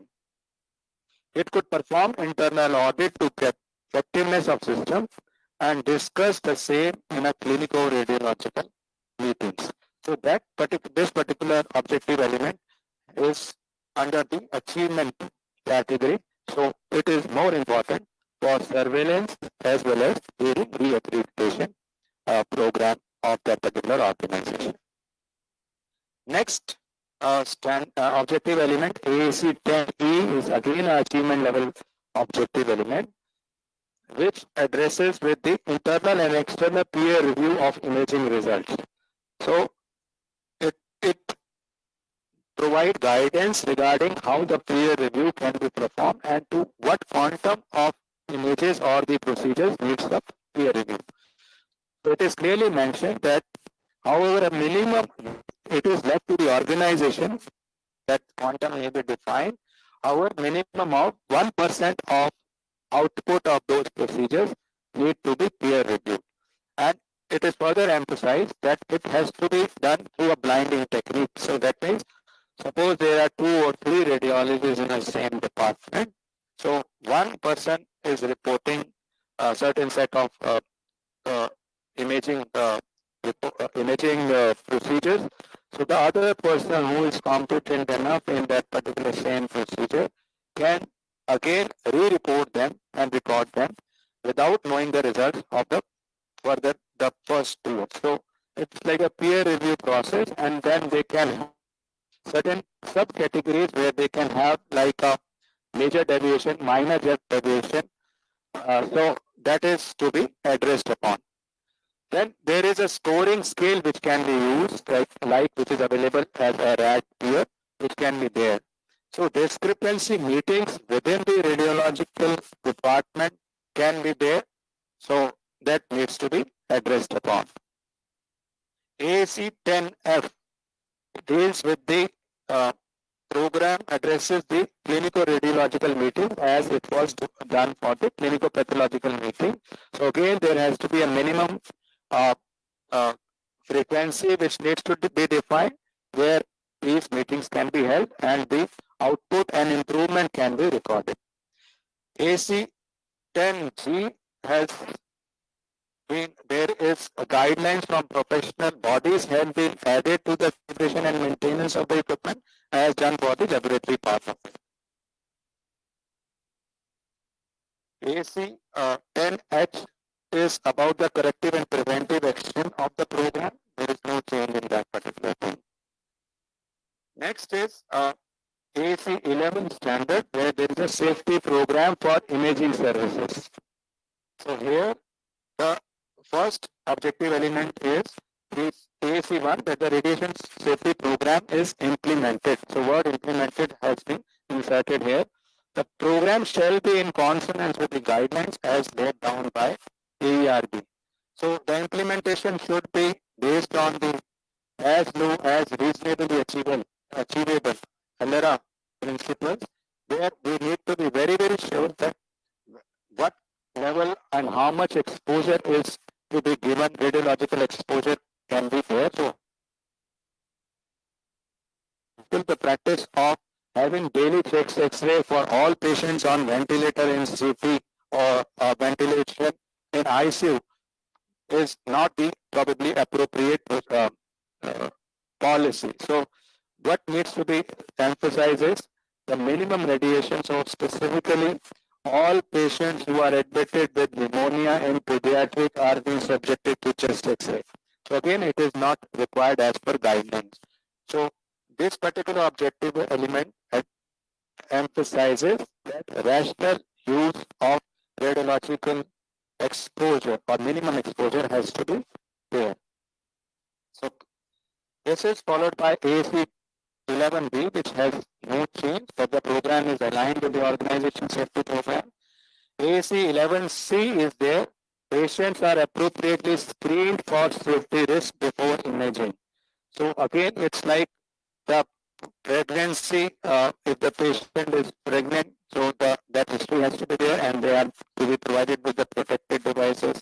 Patient being subjected to MRI should be screened for magnetic substances. So that screening just should not be verbal, but it should be documented. So that the help from the checklist kind of tools can be taken to ensure that the screening is appropriate and complete. AC 11B, there is about the usage of the appropriate radiation safety and monitoring devices. So we are here talking of thermoluminescent dosimeter or TLD batches. So it is again emphasizing that the staff directly working with radiation sources shall possess and use these TLD batches. AC 11A deals with that these TLD batches should be properly monitored and the records should be documented and the reissuance of TLD batches has to be done as per the laid down guidelines. 11F deals with the imaging and ancillary personnel training. Here, the inclusiveness of all kinds of staff who are working in imaging department have been included. 11G is that again its imaging signage is prominently displayed in all appropriate locations. The word is inserted. 12th standard is about continuity and multidisciplinary nature of patient care. So the AC12A objective element, it states that during all phases of care, there is a qualified individual identified as responsible for patient care. So for all patients cared by the organization, there is a qualified doctor as per law is responsible for the care. Although a team may provide care, the hospital record should identify a doctor as being responsible for patient care. AC-12B is about the coordination of care which for all. So patient care is coordinated in all care settings within the organization. So the word patient care has been qualified here. AC-12C is information about patient care and response to treatment is shared among medical, nursing,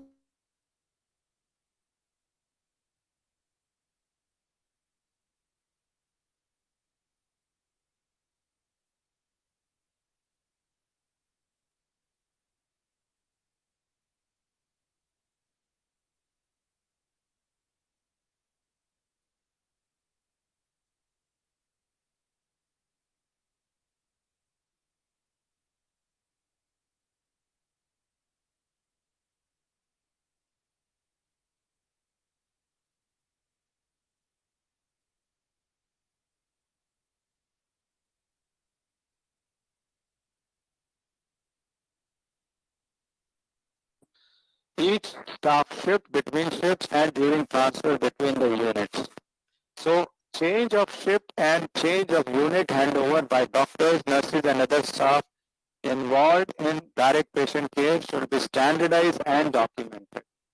Information shared should consist of patient's current condition, recent changes in condition, ongoing treatment and possible changes or complications.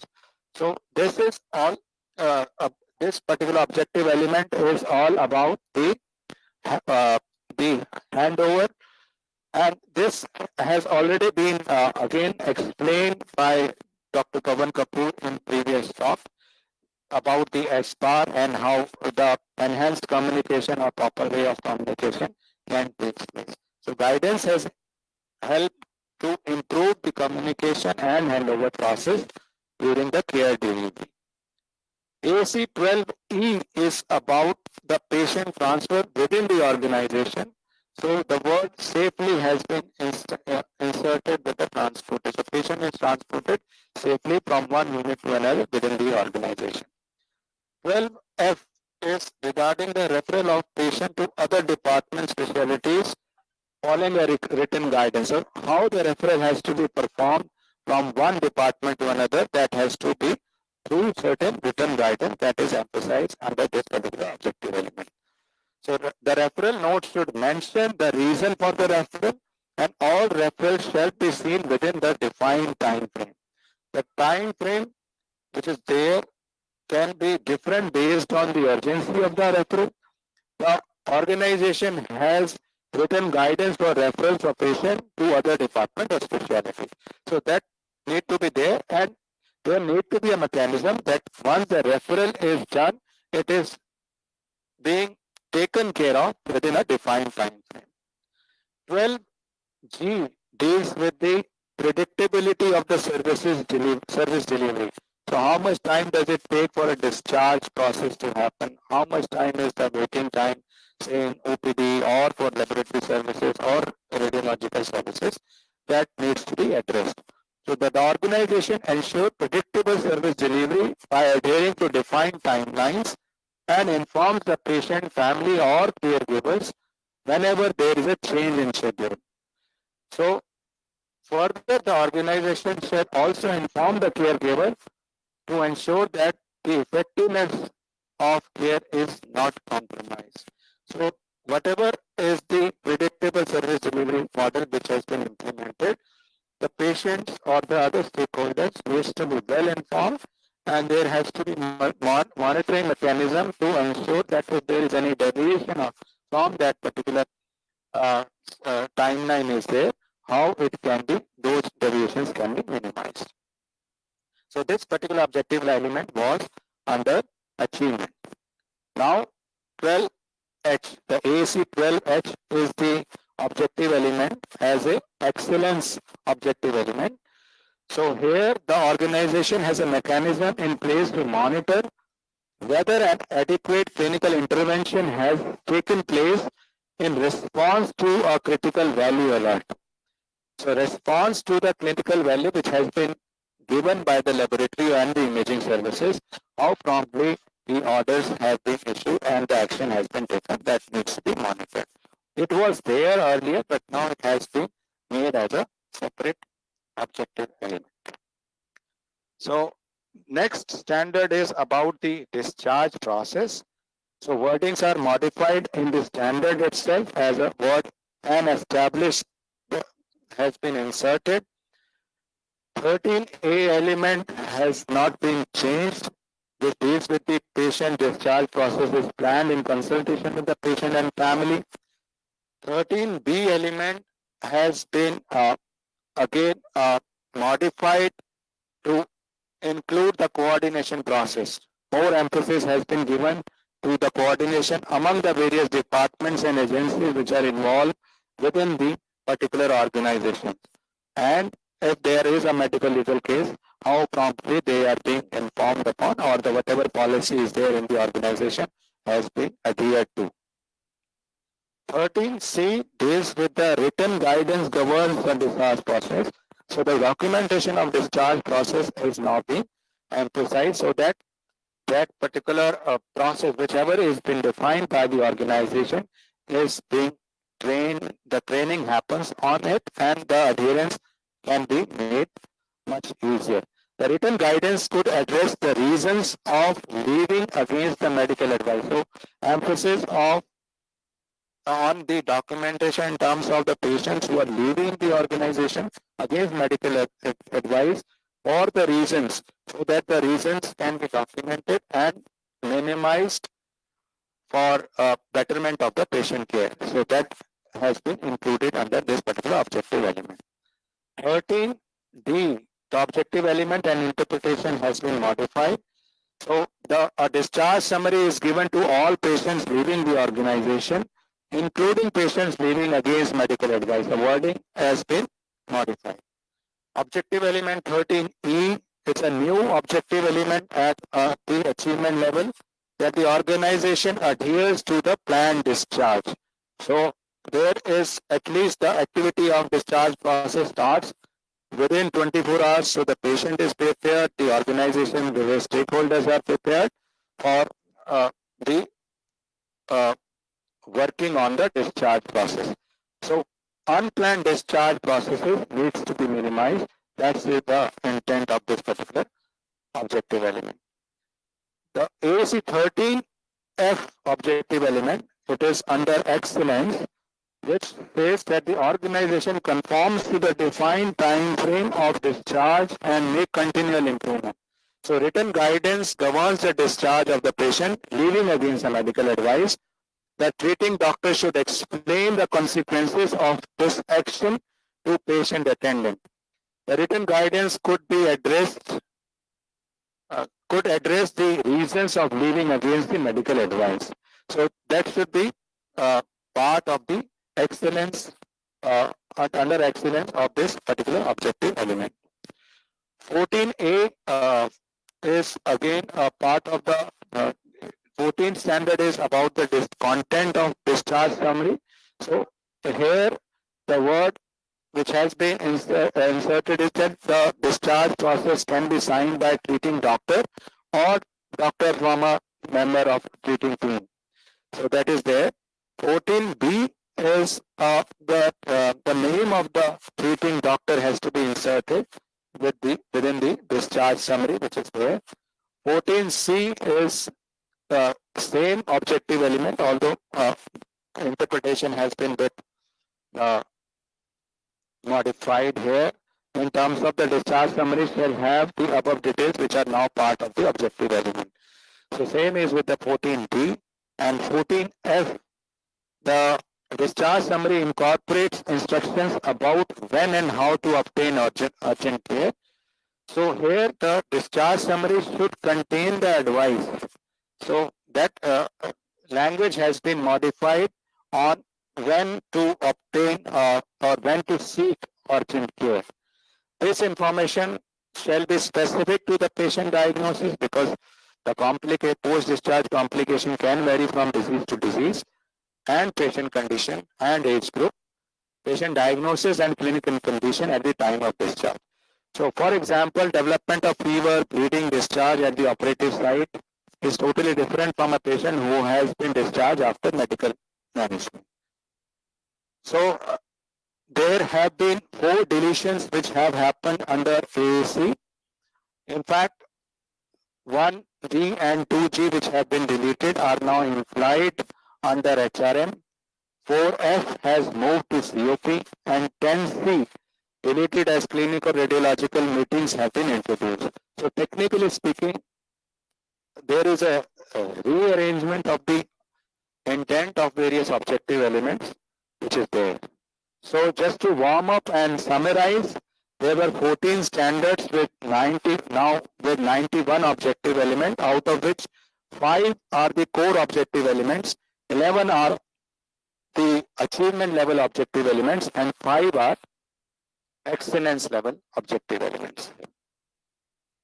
So core objective elements are 2B, 4A, 5A, 9A, and 12D. I conclude with this particular slide at this moment. Shall we take questions or shift to the next speaker? Thank you, Dr. Vikas. We have lots of questions, but I think we can take them a little later, right? Yeah. Maybe tomorrow in the end, when all of us will join in. Yeah. Thank you, Dr. Vikas Manchanda, sir, for the insights into AAC chapter. Next, I invite Dr. Vimal Kumar Govindan, sir, Professor of Surgery, PSG Hospital, Coimbatore, to take us through the changes which have been included in the second chapter, that is the care of patients, in our latest 5th edition of Hospital Accreditation Standards.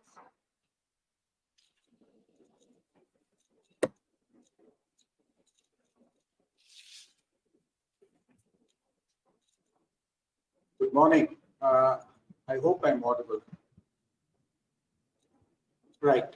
So let's get started straight away.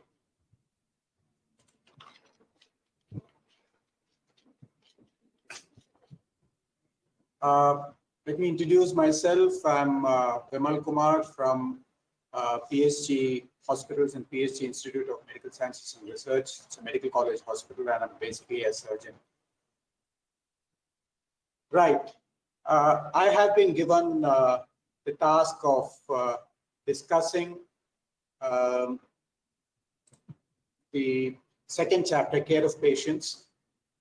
When I got this, I realized that I'm having the biggest share of the pie, considering that 20 of the 100 chapters, 20 of the 100 standards are there in this chapter, and more than 140 objective elements out of the 650 odd are in this chapter. So I knew I had my work cut out, so I did a lot of reading. Right. Now let's see what happened between 4th and 5th edition. 4th edition had 22 chapters and 151 objective elements. The 5th edition has been reduced a little bit with 20 chapters and 142 objective elements. Essentially, what has happened is the chapter number 10 in 4th edition, that's the standard number 10 in the 4th edition on vulnerable patients, and the standard on restraints, that's number 17, have been combined in the 5th edition, and we have done away with the standard on research activities, which will be covered mainly in ROM and PRE. So are you sharing your screen, please? Yes, I am. No, we cannot see that.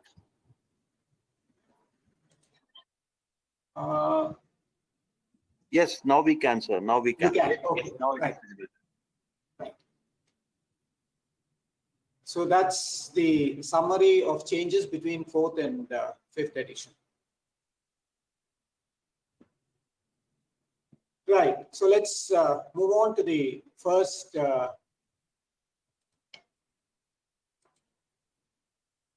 Can you restart the, I mean, briefly, just the few slides, because I think this is the first slide we can see. Right. Okay. So let's. So this is the. I was saying that we have a lot of standards and objective elements to cover in this chapter, and went on to the difference between the 4th and the 5th edition. Spoke about the standard number 10 and 17 being combined and doing away with the standard on research in the 5th edition. So we have right now 142 objective elements and 20 standards. So these are the changes. We start with the first standard. Uniform care is uniform care to patients is provided in all areas of the organization and is guided by written guidance. Now that's the change in this particular standard and the applicable laws and regulations. So the first objective element is this: uniform care is provided following written guidance, and the interpretation here is that it covers all the areas of the organization. And COP 1B, which is at the core level, it has a uniform process for identification of patients, and at a minimum uses 2 identifiers, one of which has to be the unique hospital ID. The other is the name. Could be the name or whatever, but generally hospitals have the practice of using a name tag with both the name and the unique hospital ID. COP 1C is at commitment level, where both the objective element and the interpretation have been modified slightly. Care shall be provided in consonance with applicable laws and regulations. Now, what are these laws and regulations? Basically, Clinical Establishment Act, PCP, NDT, MTP, and some of the examples are like providing first aid in an emergency, taking consent before surgery, police intimation in an MLC. So these are covered by the applicable laws and regulations. And COP 1D, which is at achievement level, the organization adapts evidence-based and clinical practice guidelines and or clinical protocols to guide uniform patient care. Okay, and I will explain what clinical practice guidelines are after the next objective element. And the next objective element is at excellence level. It says clinical care pathways are developed consistently, follow across all settings of the care and reviewed periodically. Now, what are the differences between clinical practice guidelines and clinical pathways? The guidelines are based upon evidence, extensive analysis, and a discussion among the experts in the field to establish best practices. Now, pathways are basically the operational tools for executing these guidelines and also the practices based upon local practice. It creates a consistent workflow for care delivery, and it's usually shaped by interdisciplinary teams. So that's the difference between clinical pathways and clinical guidelines. COP 1F, care delivery is uniform for a given clinical condition when similar care is provided in more than one setting. So it means that a patient with a similar clinical condition, wherever he is admitted, the special ward or in the general ward, will receive the same care, apart from the facilities provided might be different, but the care provided by the healthcare delivery team would be similar. And that applies to outpatients and other categories of the wards as well. And care delivery shall be applicable irrespective of the setting and category of the ward, whether the patient is paying or non-paying, and or is supported from a government or private insurance scheme or not. For example, the decision to offer any form of intervention or medication, frequency of consultant visit, nature of support care, decision to discharge, that is not influenced by the class or category of the patient, but it is decided by the clinical needs of the patient. So this outpatient area. COP 1G is at excellence level. Multidisciplinary and multi-speciality care, where appropriate, is planned based on best clinical practices, clinical practice guidelines, and delivered in a uniform manner across the organization. So this is a new objective element. And COP1H is at the commitment level, where both the objective element and the interpretation have been modified. This is actually what was there in the 4th edition in IMS chapter, IMS 1D. Now that has been imported into COP1. Telemedicine is provided safely and securely based on written guidance. Now the written guidance has to be in consonance with prevailing laws and guidelines. There has in fact been a recent guideline issued by the Ministry of Health, basically from the Medical Council of India, on telemedicine practice guidelines. I think it was issued in March this year after the problems we had with the pandemic. Now, the written guidance should include protection of the patient's identity and confidentiality. Limitations of information and communication technologies should be explicitly addressed, and should have a mechanism for data storage and retrieval. The organization should have an MOU for its telemedicine services if it is using an outside service. Right. So that was about the first standard. We'll now move on to the second standard. Emergency. This is on emergency services, and the standard has been worded slightly differently. Emergency services are provided in accordance with written guidance, applicable laws, and regulations. Okay, so COP2A is at commitment level. There has been a change in both the objective element and interpretation. There shall be an identified area in the organization which is easily accessible to receive and manage emergency patients with adequate and appropriate resources. Now, that is the addition. The identified area should have signage and directions in an understandable manner leading to the emergency area. Now, this has been added in the interpretation. And here there is some clarity on what the resources are. Emergency services should have the adequate and appropriate equipment and human resources to receive and initiate care of emergency patients. So what are the equipment? Basic resuscitation equipment, equipment for monitoring vital parameters, appropriate consumables, and life-saving and emergency care drugs. These should be available at all times. And the personnel operating the emergency area, both the doctors and the nurses, should be privileged to work in this area and have access to ongoing training. COP2B is a new objective element at achievement level. It deals with it deals with overcrowding in the emergency department. Prevention of patient overcrowding is planned, and crowd management measures are implemented.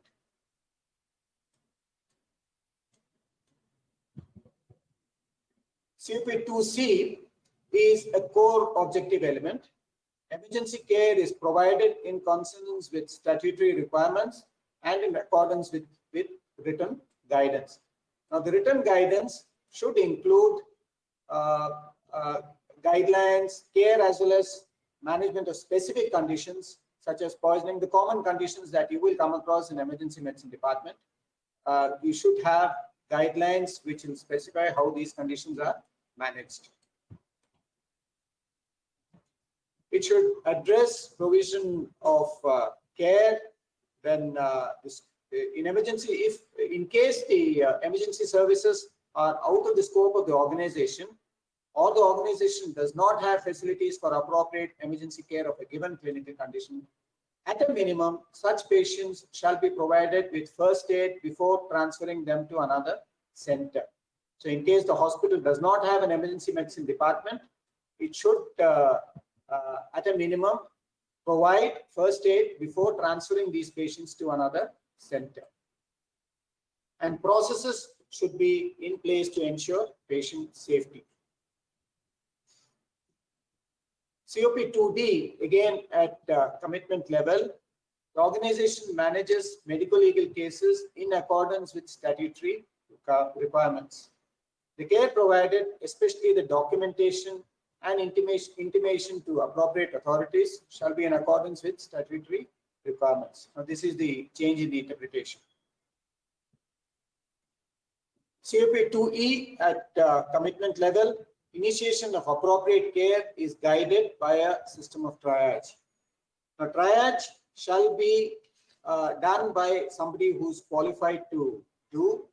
There should be a written guidance based on evidence and sound clinical practices, which will tell us how the triage should be done. And the other change is that the triage has to be done routinely and not from the perspective of managing a large number of patients during a disaster. So triage has to be a routine practice in emergency medicine department. And the criteria could be different for adults and children, and for trauma and non-trauma patients. And if several patients are waiting to be triaged, a visual triage assessment may be conducted. So these are the changes in the interpretation. COP2F is at commitment level. Patients waiting in the emergency area are reassessed appropriate for changes in status. Now, a patient who's waiting may worsen or improve, and one has to monitor for early identification of any changes and for initiating modification of care. COP2G is at commitment level. This has been slightly modified. Admission and discharge to home or transfer to another organization is documented. In the last edition, what was written was self-explanatory. Now this has been written quite in detail in this edition. Okay, now the organization shall maintain documentation if a patient who came to emergency was sent home after providing initial care. Now this applies to patients who are sent home from the emergency department. If they are admitted, then this doesn't apply at all. After providing initial care, was admitted in an emergency for a short stay and then discharged or transferred to another organization. The staff should have a clear understanding of the scope of activities of the organization and the procedure of referral and transfer to another appropriate center, and where patients who cannot be cared for in-house after administering the due first aid and emergency care. So this deals with the patients who will be discharged from emergency care, and the documentation has to be done appropriately. COP2H is at commitment level. The change here is that apart from discharge, you could also have a transfer note, and the transfer note or the discharge note should contain salient clinical findings, investigations done, treatment given, and the conditional discharge and transfer. Okay, so this is COP2H. And COP2I is at achievement level. This is with regard to quality assurance program. This was there in the previous edition as well. The written guidance for quality assurance could be developed individually, or it could be part of the organization's overall quality improvement program. So it is not necessary to have a separate quality assurance program documented for emergency medicine department. It could be as part of the organization's overall quality improvement program. Now, what does this quality assurance program contain? It should contain all aspects of the functioning of the department. The data on key performance indicators should be collected, like including care outcomes as part of its quality improvement program. An example of care outcome measure is return to the emergency department for the same complaint. And these indicators should be reviewed. They should be root cause analysis and corrective and preventive action documented for any variation. And these collected data is for the sustenance of the quality assurance program. COP2J has been changed both in the objective element and interpretation. It is a commitment level. The organization has systems in place for management of patients found dead on arrival and patients who die within a few minutes of arrival. That has been the change to add some clarity. And there should be a written guidance for managing situations. That's another change. And the written guidance should conform to the local relevant laws. The written guidance, in case of a patient found dead on arrival or brought in dead to the emergency department, should address the following. Maintaining the documentation, the decision regarding the issue of medical certificate of cause of death. In case of death of a patient within a few minutes after arrival or after a failed attempt at resuscitation, the written guidance should address these. A was already there. The decision on whether to perform a post-mortem, the temporary storage of the body in appropriate conditions, and issue of medical certificate of cause of death and handing over the body. So these are some of the changes in this objective element. Okay. So with that, we have finished emergency, and now we shall move on to the standard pertaining to ambulance services. Ambulance services ensure safe transport, patient transportation with appropriate care. COP3A is at commitment level. It's a new objective element. The organization has access to ambulance services commensurate with the scope of services provided by it. Now, commensurate to its scope of services, the organization may provide in-house or use outsourced ambulance service for safe patient transport with appropriate care. Now, this should be based on National Ambulance Code AS 125. Briefly about this National Ambulance Code, this has become mandatory for all ambulances manufactured on or after April 1st, 2018. And it classifies the ambulances into 4 types. Type B is the patient transport vehicle, and Type C is the basic life support ambulance, and Type D is advanced life support ambulance. COP 3B, it's a commitment level. That was the old COP 3A. Some minor changes in the objective element. It deals with adequate access and space for the ambulances.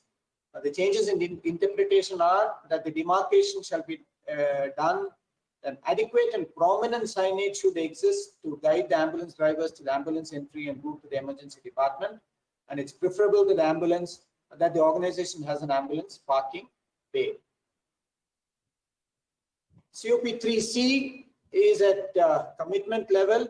The ambulance is fit for purpose and is appropriately equipped. The vehicle used as an ambulance shall adhere to the statutory requirement. Registration as an ambulance under the Motor Vehicle Act, valid fitness certificate, pollution control certificate, and insurance of the vehicle. Now, it is expected that any ambulance shall have basic life support equipment for both adult and pediatric patients. Based on the organization's scope, additional equipment, example, monitoring and resuscitating equipment, may be available in the ambulance. Now, this is again as per the National Ambulance Code. It specifies the equipment and the design of the ambulance. COP3D, some minor changes in the objective element. Ambulance is operated by trained personnel. The ambulance should be operated by a driver with a valid license. And apart from the driver, the technician, nurse, and or the doctor may be there depending upon the situation and the scope of the ambulance. Personnel in the ambulance shall have training in basic life support and be trained in basic cardiopulmonary resuscitation. It's mandatory that the staff in the ambulance should be trained in basic cardiopulmonary resuscitation. COP3E at commitment level again, the ambulance is checked daily. The check shall indicate the functioning status of the ambulance, like lights, siren, beacon lights, etc. Also, the ambulance shall undergo servicing as per the set schedule. And the important thing is the ambulance should have adequate fuel at all times. COP3F at commitment level, equipment is checked daily using a checklist. The checks shall indicate the functioning status of the equipment based on a documented checklist. So there has to be evidence of checking of the equipment. COP3G, a mechanism is in place to ensure that emergency medications are available in the ambulance. Emergency medications are available in the ambulance during patient transport. Based on a checklist, a daily check is done to ensure availability, and the expiry dates of emergency medications are documented. After the return from every trip, medications used should be topped up, and the same should be verified and documented. The usual practice is that the emergency medications are kept either in the emergency department or somewhere close by, and when the ambulance is in use, this bag is taken into the ambulance. COP3I is an objective element at achievement level. This deals with communication with the patient and patient's the communication with the ambulance services when the patient is being transported to the hospital. From the time of first communication with the patient and patients attended, a file is created to record appropriate information. Now, supposing you get information from another hospital that a patient is being shifted, or if a patient is being brought from home, a file has to be created to record appropriate information. And when a patient is being shifted from another hospital, attempts are made to find out what the treatment has been given for the patient at the referring organization. Now, this information is used by the ambulance personnel of the receiving organization to be better prepared to assess, initiate emergency care and interventions during transit, and transport the patient safely. Now, during transit, the organization, the information will help the doctor to suggest interventions for the patient if it is required. And the other changes are that the doctor of the receiving organization to communicate with the doctor within the ambulance for making appropriate suggestions, but the doctor within the ambulance will be responsible for the care and interventions during transit, and he makes the ultimate decision. COP3H, there's been no change. The ambulance has a proper communication system. It's the same as. Okay, now COP4, organization plans and implements mechanisms for the care of patients during community emergencies, epidemics, and disasters. COP4A, some changes in the objective element and the interpretation. The organization identifies potential community emergencies, epidemics, and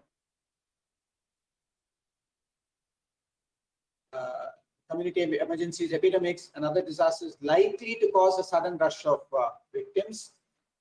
And some examples are earthquake, flood, a major accident, an outbreak of disease or epidemics.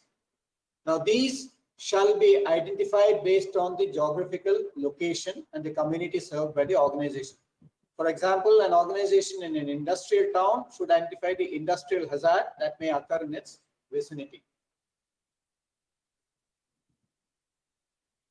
COP4B, the organization manages community emergencies, epidemics, and other disasters as per a documented plan.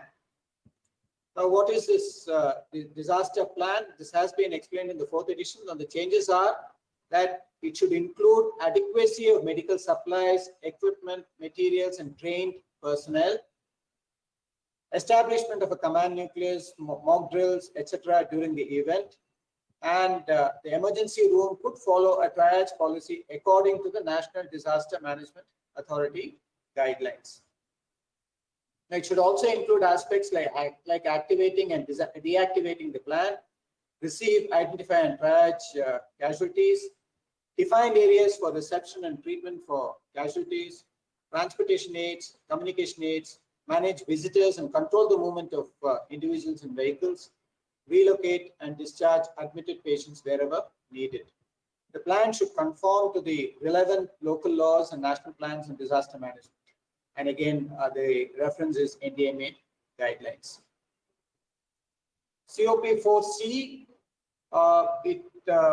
provision is made for availability of medical supplies, equipment, and materials during such emergencies.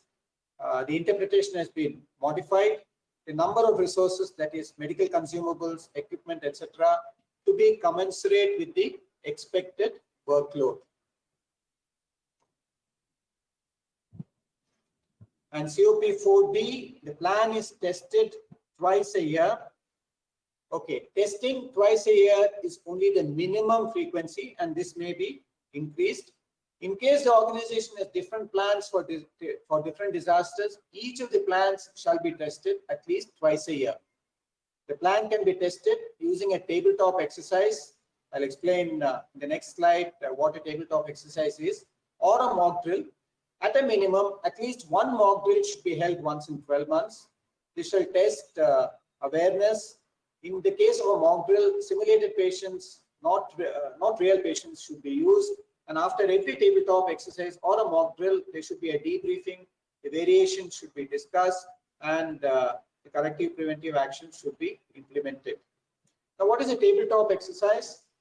These are discussion-based sessions where the members meet, something like a classroom, and scenarios are given. The members will discuss their roles during that particular emergency and what their responses would be, and the whole thing has to be guided by a facilitator, at the end of which, again, like a mock drill, the variations are discussed and the plan is put in place. What is important is that you are allowed to do a tabletop drill, but then at least one exercise during the year should be a mock drill. Okay, so that was the standard on disaster management. So we'll now move on to the standard on cardiopulmonary resuscitation. Cardiopulmonary resuscitation services are provided uniformly across the organization. And COP5A is at commitment level. Resuscitation services are available to patients at all times. And what is the interpretation? The organization shall document the procedure for cardiopulmonary resuscitation for adults across all areas. This shall be in consonance with the various guidelines, and it has to be implemented in all areas of the organization. The protocols should be displayed in areas such as the emergency department, ICU, OT, and the wards where cardiopulmonary resuscitation might take place. COP5B is at commitment level. During cardiopulmonary resuscitation, assigned roles and responsibilities are complied with. Now, this is a new objective element. The team members, the various team members, should have a clear understanding as to what their roles and responsibilities are during a cardiopulmonary resuscitation, so that they can function effectively as a team.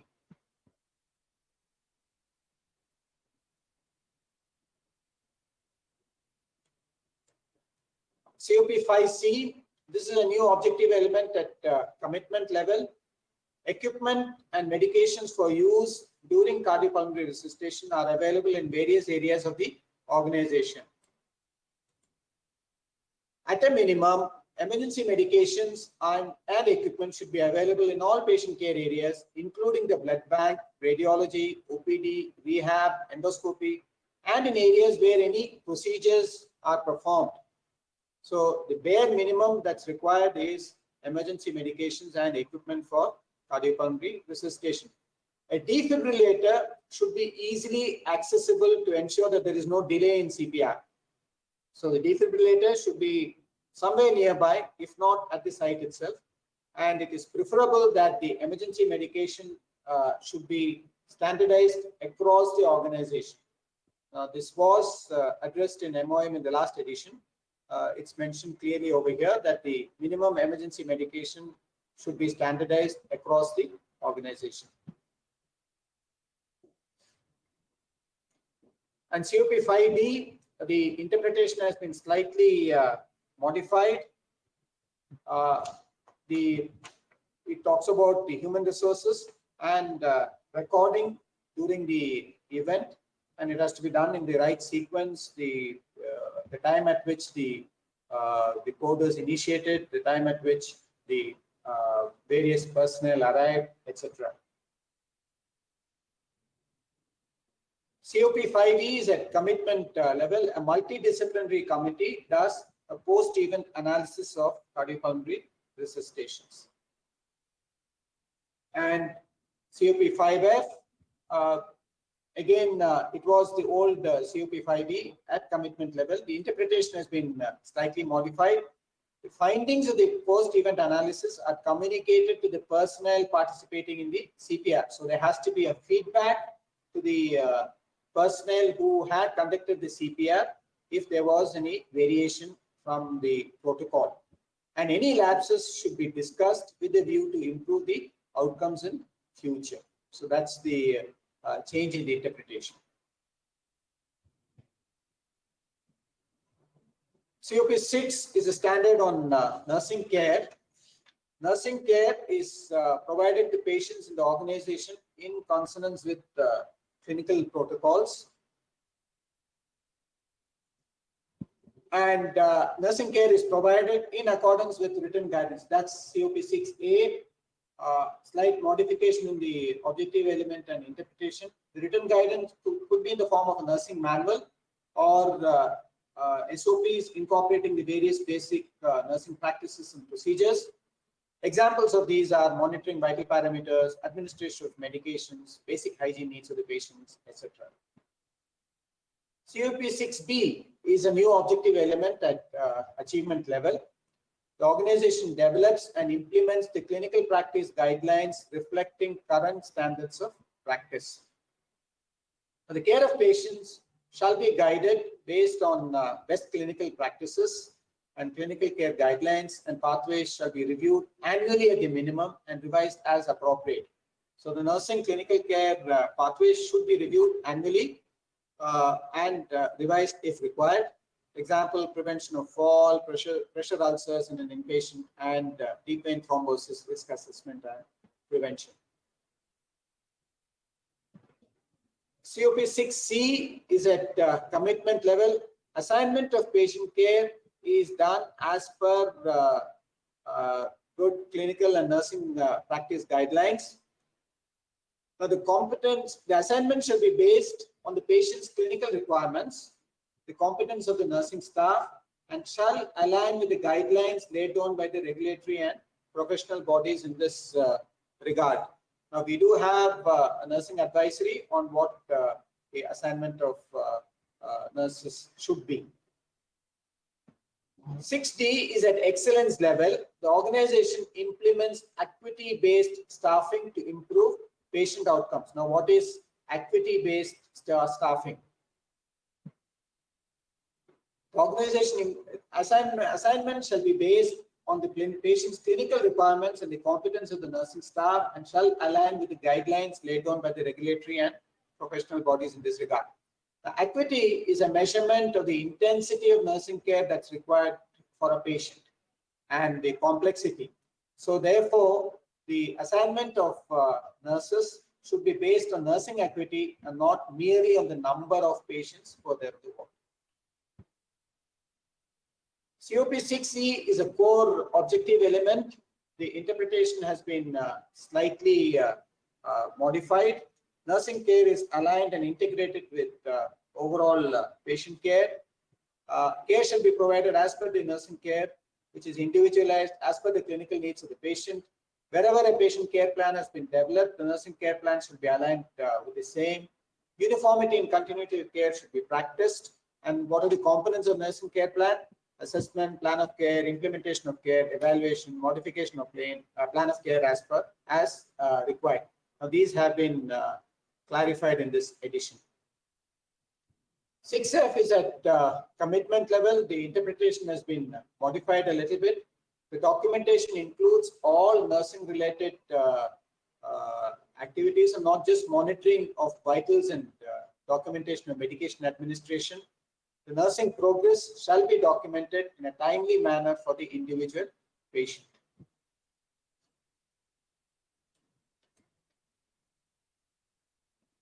COP6G is at commitment level. Nurses are provided with appropriate equipment for providing safe and efficient nursing care. There shall be an adequate number of stigma manometers, thermometers, etc., and other basic equipment gadgets necessary for functioning in the designated area. Now, for example, the BP cards in the pediatric area should be of the appropriate size, which can be used on children. So this has been clarified. This was probably implied in the previous edition, but this has been made very clear in this edition. Now, COP6H is at commitment level. Nurses are empowered to make patient care decisions within their scope of practice. Now, this is the objective element with regard to nursing empowerment.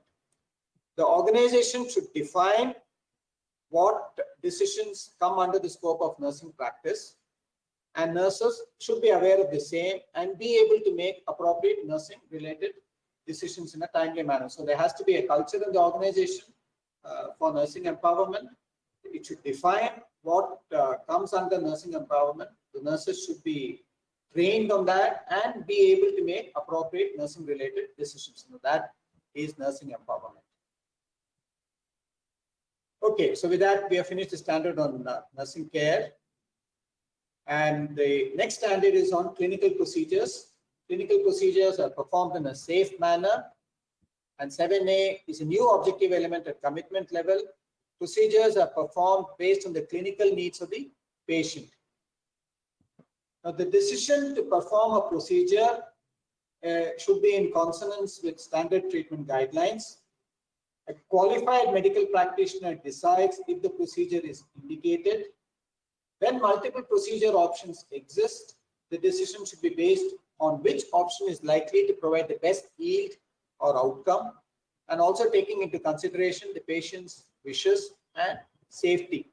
So the organization could conduct a clinical audit of various procedures to achieve the best possible outcomes. So basically, the doctor has to decide if the procedure is indicated, and if the procedure is indicated, which of the options is likely to be the best for the patient, taking into consideration what the outcome would be, what the patient's wishes are, and above all, patient safety. COP7B is at commitment level with some modification of the objective element and interpretation. Performance of various clinical procedures is based on written guidance. Now, the written guidance is a broad guideline applicable to all procedures. Now, what are these procedures? Diagnostic, therapeutic, and supportive procedures. And it shall incorporate all the details as to what the indications for the procedure are, who will do the procedure, the pre-procedure instructions, and how the procedure is conducted, and the post-procedure instructions and care where applicable. And it's preferable that a brief assessment is done prior to performing the procedure, which has to be, of course, documented. COP7C is the old COP7B at commitment level. The personnel performing or assisting should be privileged for the same. And 7D is a core objective element with some modification of the objective element and the interpretation. Care is taken to prevent adverse events like wrong patient, wrong procedure, and wrong site. The organization shall use a documented checklist to prevent adverse events like a wrong patient, wrong procedure, and wrong site. This checklist could be based on the WHO Safe Surgery, Saves Lives checklist or a modification. And at least 2 identifiers should be used to identify the patient, out of which one shall be the unique identification number, the UHID. And the organization should also have a process to identify the site of the procedure where appropriate. So the responsibility for ensuring the correct site, including the site where applicable, the patient, procedure, etc., rests with all the team members.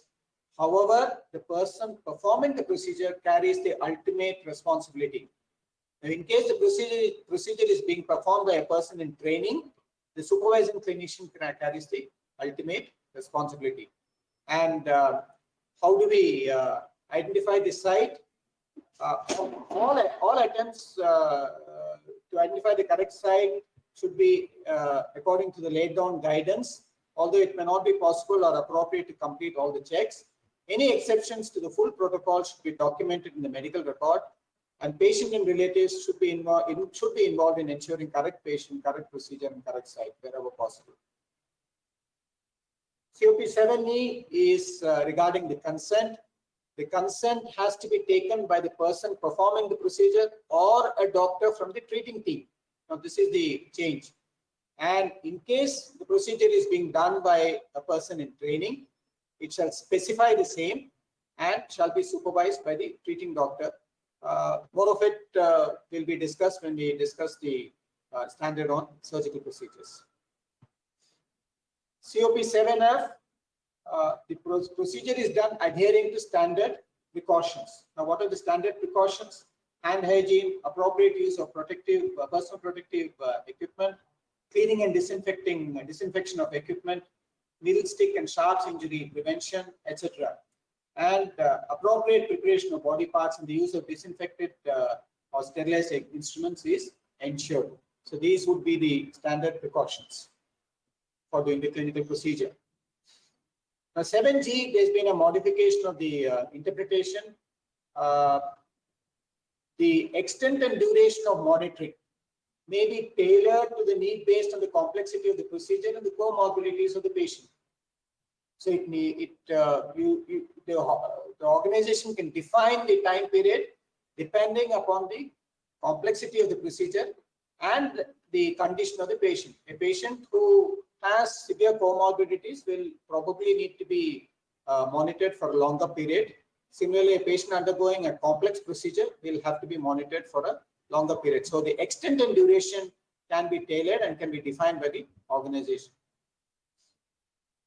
And 7H is the same as in the last edition. There's been no change. Procedures are documented accurately in the patient's record. So everything that's been done has to be documented. So that was the standard on clinical procedures. We'll now move on to the next standard on transfusion, blood transfusion. Transfusion services are provided as per the services of the organization.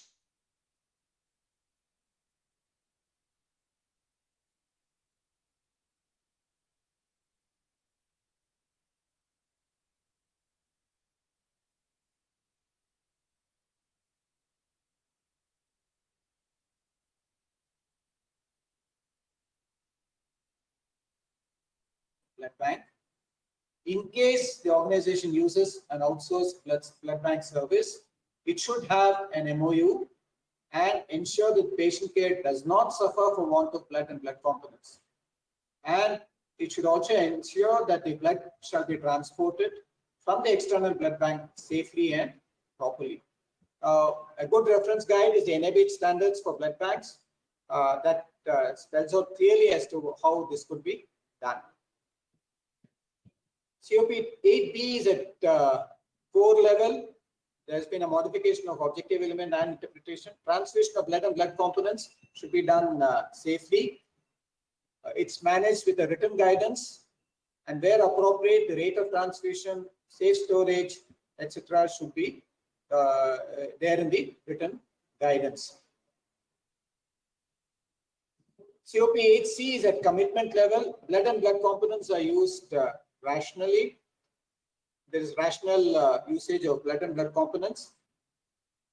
It should be governed by written guidance, which will address the indications for the use of blood and blood components, and it should be based on the standard practice guidelines, sound clinical practices brought out by national and international professional organizations.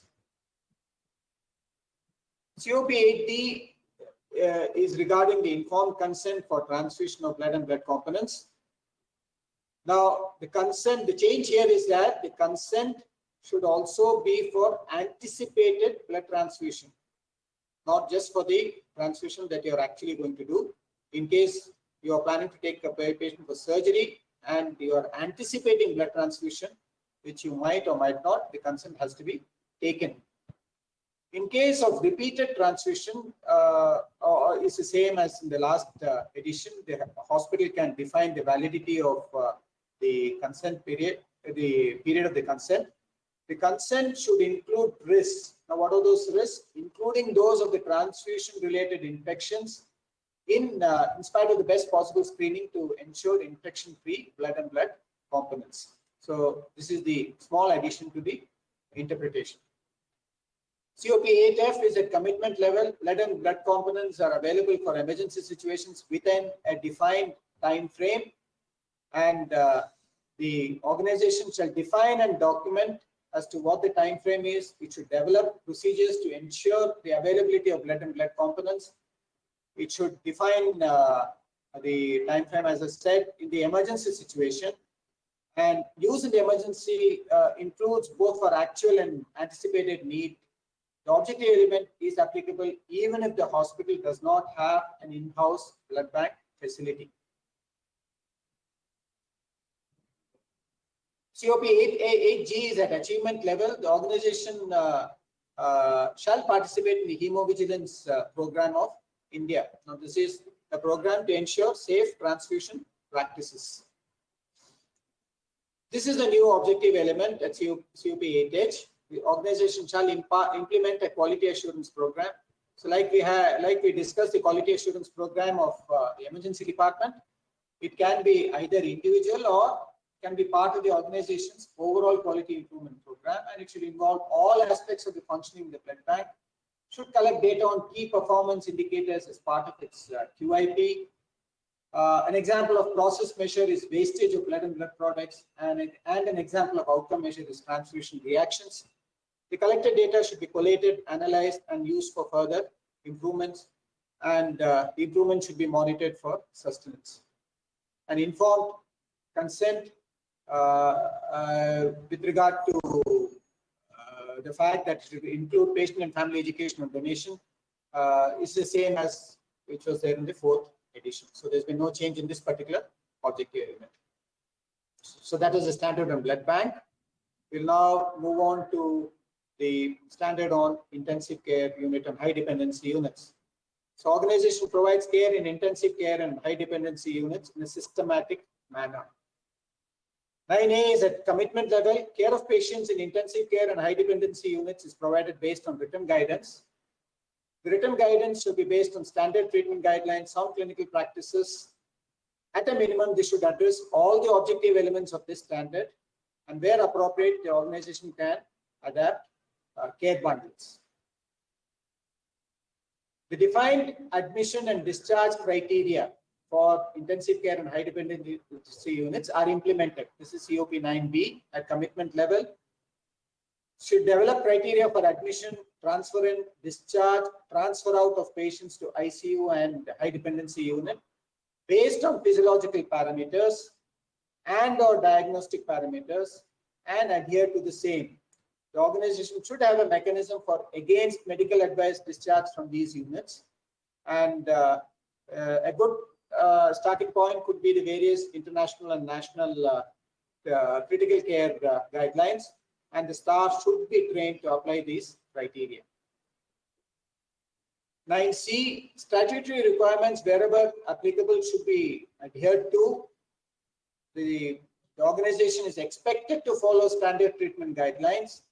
Staff working in ICU and HDU shall be competent based on qualification and or training. A good reference guide is the Indian Nursing Council recommendations for staff nurses. COP 9D is a new objective element at excellence level. The organization endeavors to upgrade its infrastructure to meet national and international guidelines. So whatever the national and international guidelines state about the infrastructure, the organization has to make an attempt to meet those expectations.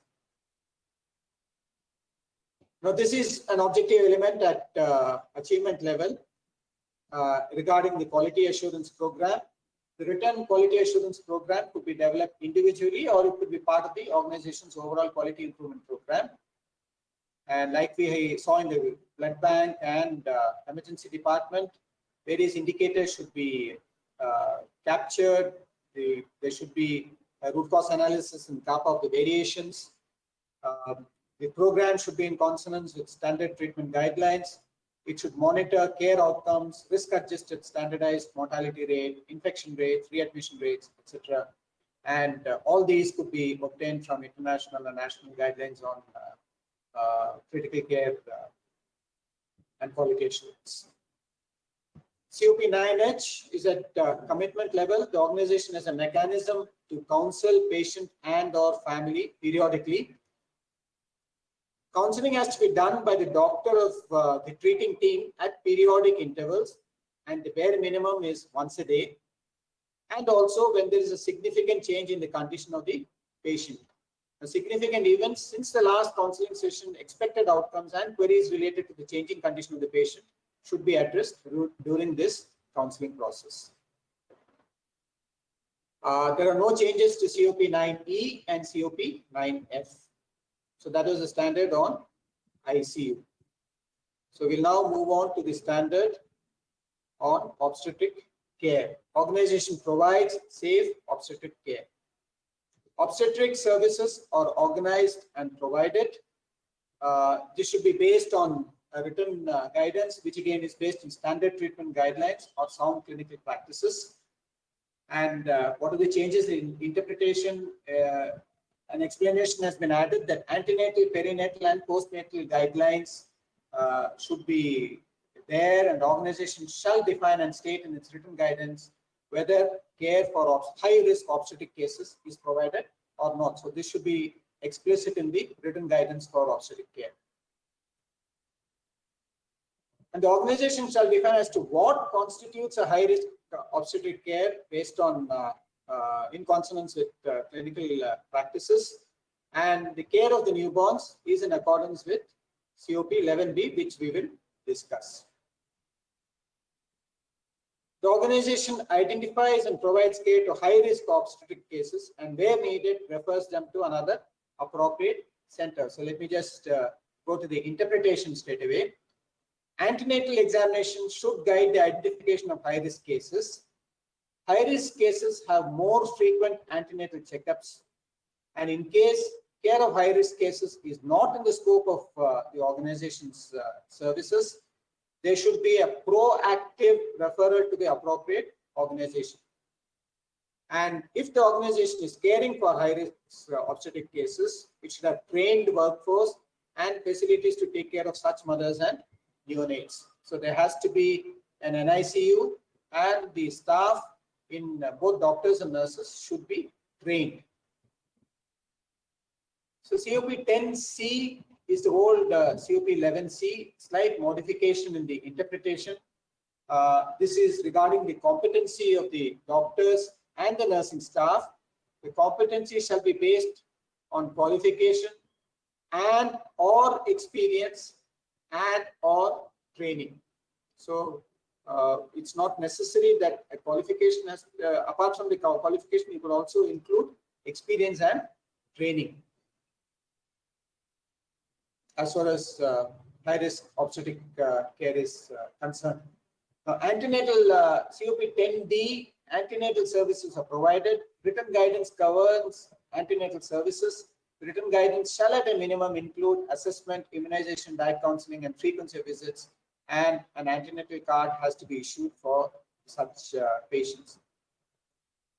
COP10F deals with perinatal and postnatal monitoring. The change in the interpretation is that at a minimum, this shall include monitoring of fetal heart rate during labor, progression of labor, and postnatal monitoring for postpartum hemorrhage. So this has been included in the interpretation. And COP10G is at commitment level. It shall have, this is regarding the staff, including competent pediatrician, neonatologist, and nurses based on qualification and training. There's been no change as far as COP10E is concerned. This is regarding maternal nutritional assessment. For Okay, so that is about obstetric care. COP 11 is with regard to pediatric services.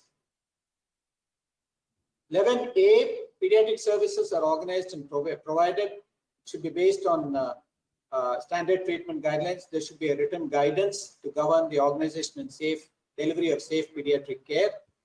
It should define the scope of pediatric services. Now, the scope can include various subspecialties and special clinics like well baby clinics, different levels of NICUs, pediatric intensive care unit, etc. COP 11B, neonatal care is in consonance with national and international guidelines or international guidelines. Written guidance based on standard treatment guidelines govern the delivery of neonatal care. These should be in consonance with guidelines laid down by the national and international bodies. And the hospital shall actively promote breastfeeding practice, which is there in the previous edition as well. 11C, some modification in the interpretation. Doctors and nursing staff shall have age-specific competency. This competency shall be based on qualification and or experience and or training.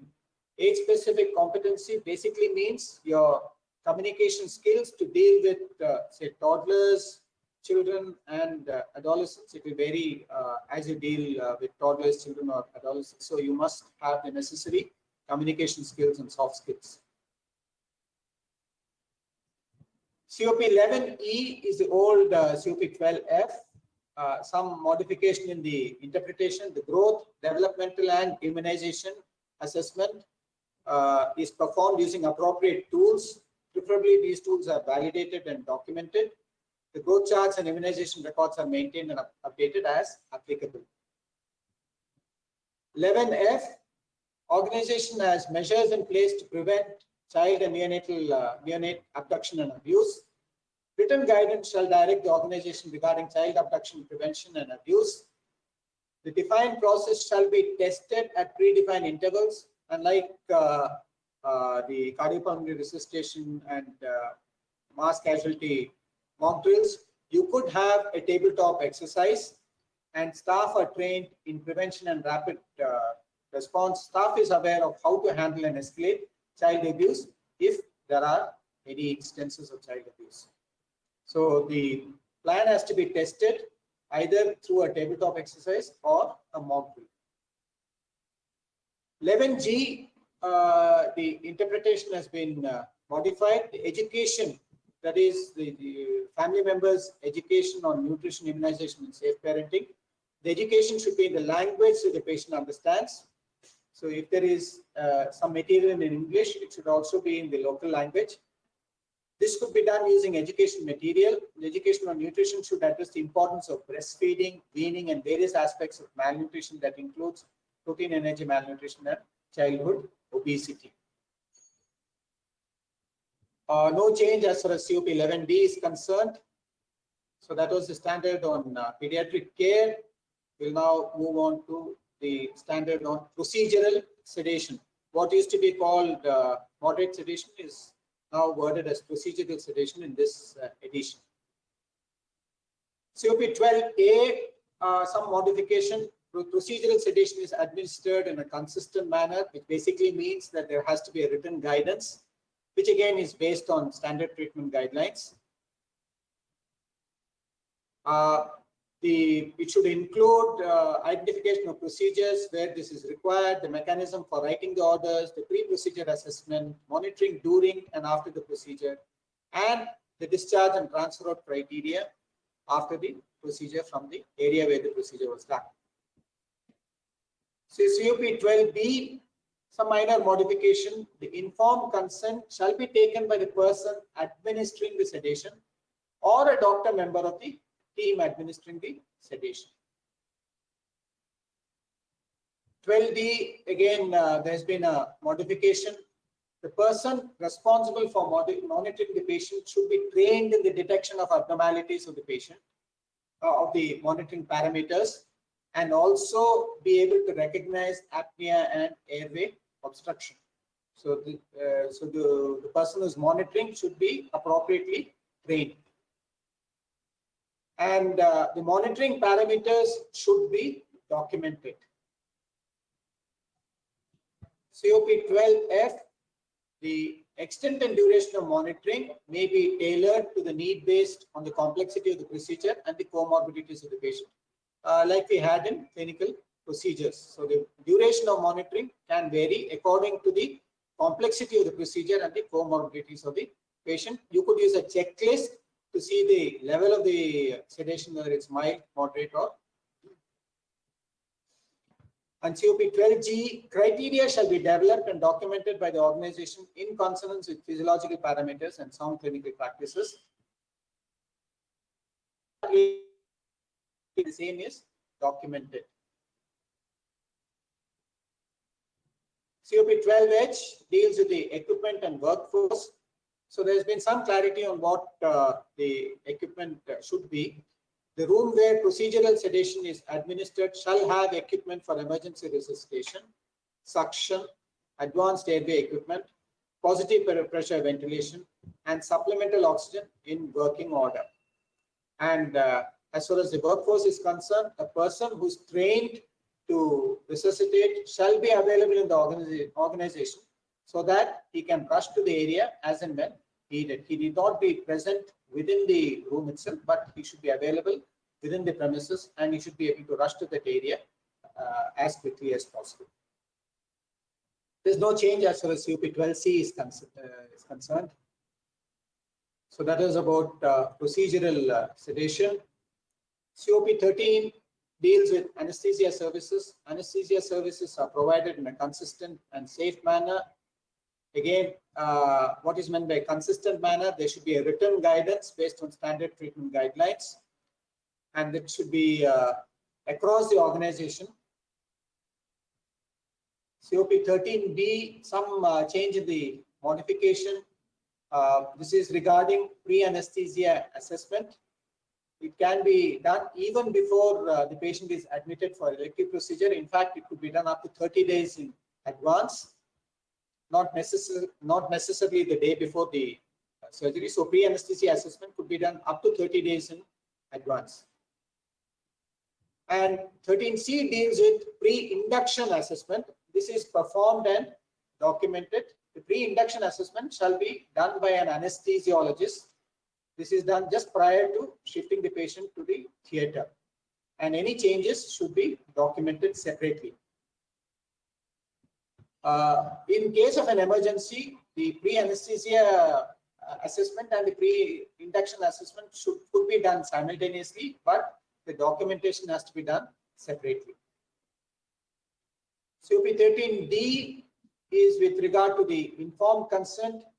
The informed consent has to be separate from the surgery consent, and again, it has to be taken by the anesthesiologist or a member of his team who is administering the anesthesia. COP13E, some change in the interpretation. The parameters stated in the objective element should be monitored. That is the parameters with regard to monitoring during the procedure. That should be documented in the case record. And the anesthesiologist should be present throughout the procedure. COP13H, the documentation should have the name of the anesthesiologist, the procedure, and should have the date and time and signature, and the author of the entry should be identified. 13J, this is with regard to intraoperative adverse anesthesia events. And these are events which are happening after the administration of anesthesia. This is at achievement level. Intraoperative adverse anesthesia events are documented and monitored to take corrective and preventive action. The various intraoperative adverse events will have to be first defined, and there should be a mechanism to monitor every case that's undergoing anesthesia, whether these intraoperative adverse events have taken place or not. For example, cardiac arrest, failure of anesthesia gas, a slip of the endotracheal tube, air embolism. You could develop your own list of intraoperative adverse anesthesia events. No changes as far as COP13F, 13G, and 13I are concerned. So that was about anesthesia. We'll now move on to surgery. Surgical services are provided in a consistent and safe manner. So what do we mean by consistent and safe manner? Written guidance should be there based on standard treatment guidelines, and that should govern the provision of surgical services. COP 14B, some modification in the objective element and interpretation. Such surgical patients have a preoperative assessment, documented preoperative diagnosis, that should be documented, and preoperative instructions before the surgery. So there should be evidence of the preoperative diagnosis and preoperative instructions on the case record. Patients undergoing surgery are assessed preoperatively. A preoperative diagnosis is made and preoperative instructions documented. The relevant preoperative instructions are provided to all concerned, including patient and family. This shall apply to all elective cases and wherever possible to emergency cases also. And it shall be done by the operating surgeon or a doctor member of the operating team. Okay, now COP 14C is with regard to the informed consent. A lot of it will be covered when PRE chapter is taken, but let's just go through a little bit that's there in the interpretation. Informed consent has to be obtained by the surgeon before the procedure. Please note that before has been highlighted over here. The consent shall be taken by the operating surgeon or a doctor member of the operating team in case a new and or an additional procedure that was not planned or for which an explicit consent had not been taken before the surgery, a fresh consent needs to be taken. An additional procedure may be performed without consent only if it is necessary to save the life or preserve the health of the patient. So if there is a change in the procedure,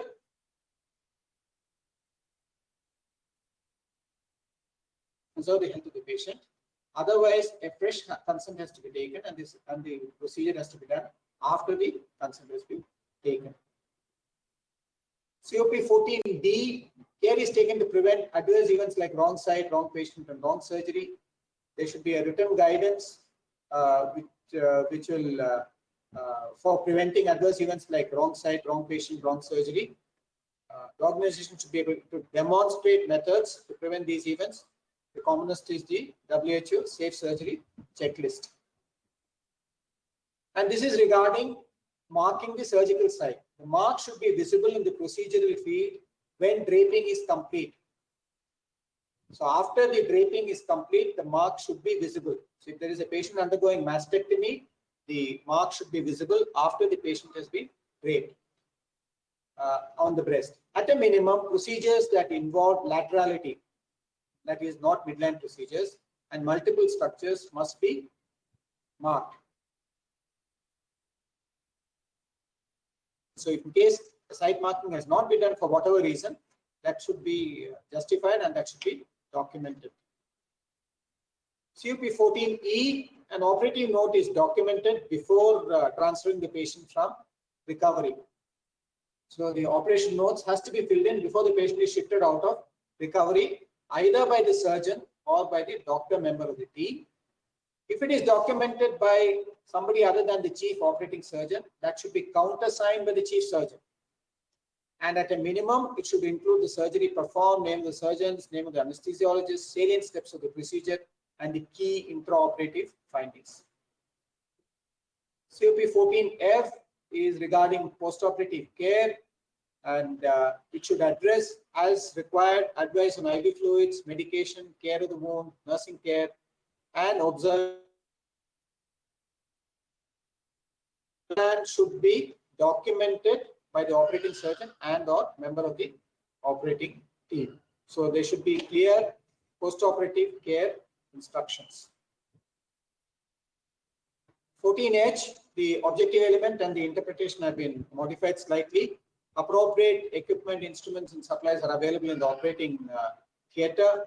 It should have facilities for pre-op holding, changing rooms. Instruments shall be in a working condition, should have a mechanism to verify the same, and what is required in the theatre could be obtained through a feedback from the surgeons and anesthesiologists as per their requirement. the appropriate instruments could be supplied. And 14I is with regard to quality assurance program. Like the other quality assurance program, it can be either a separate one or it could be part of the organization's overall quality improvement program. The organization shall monitor care-related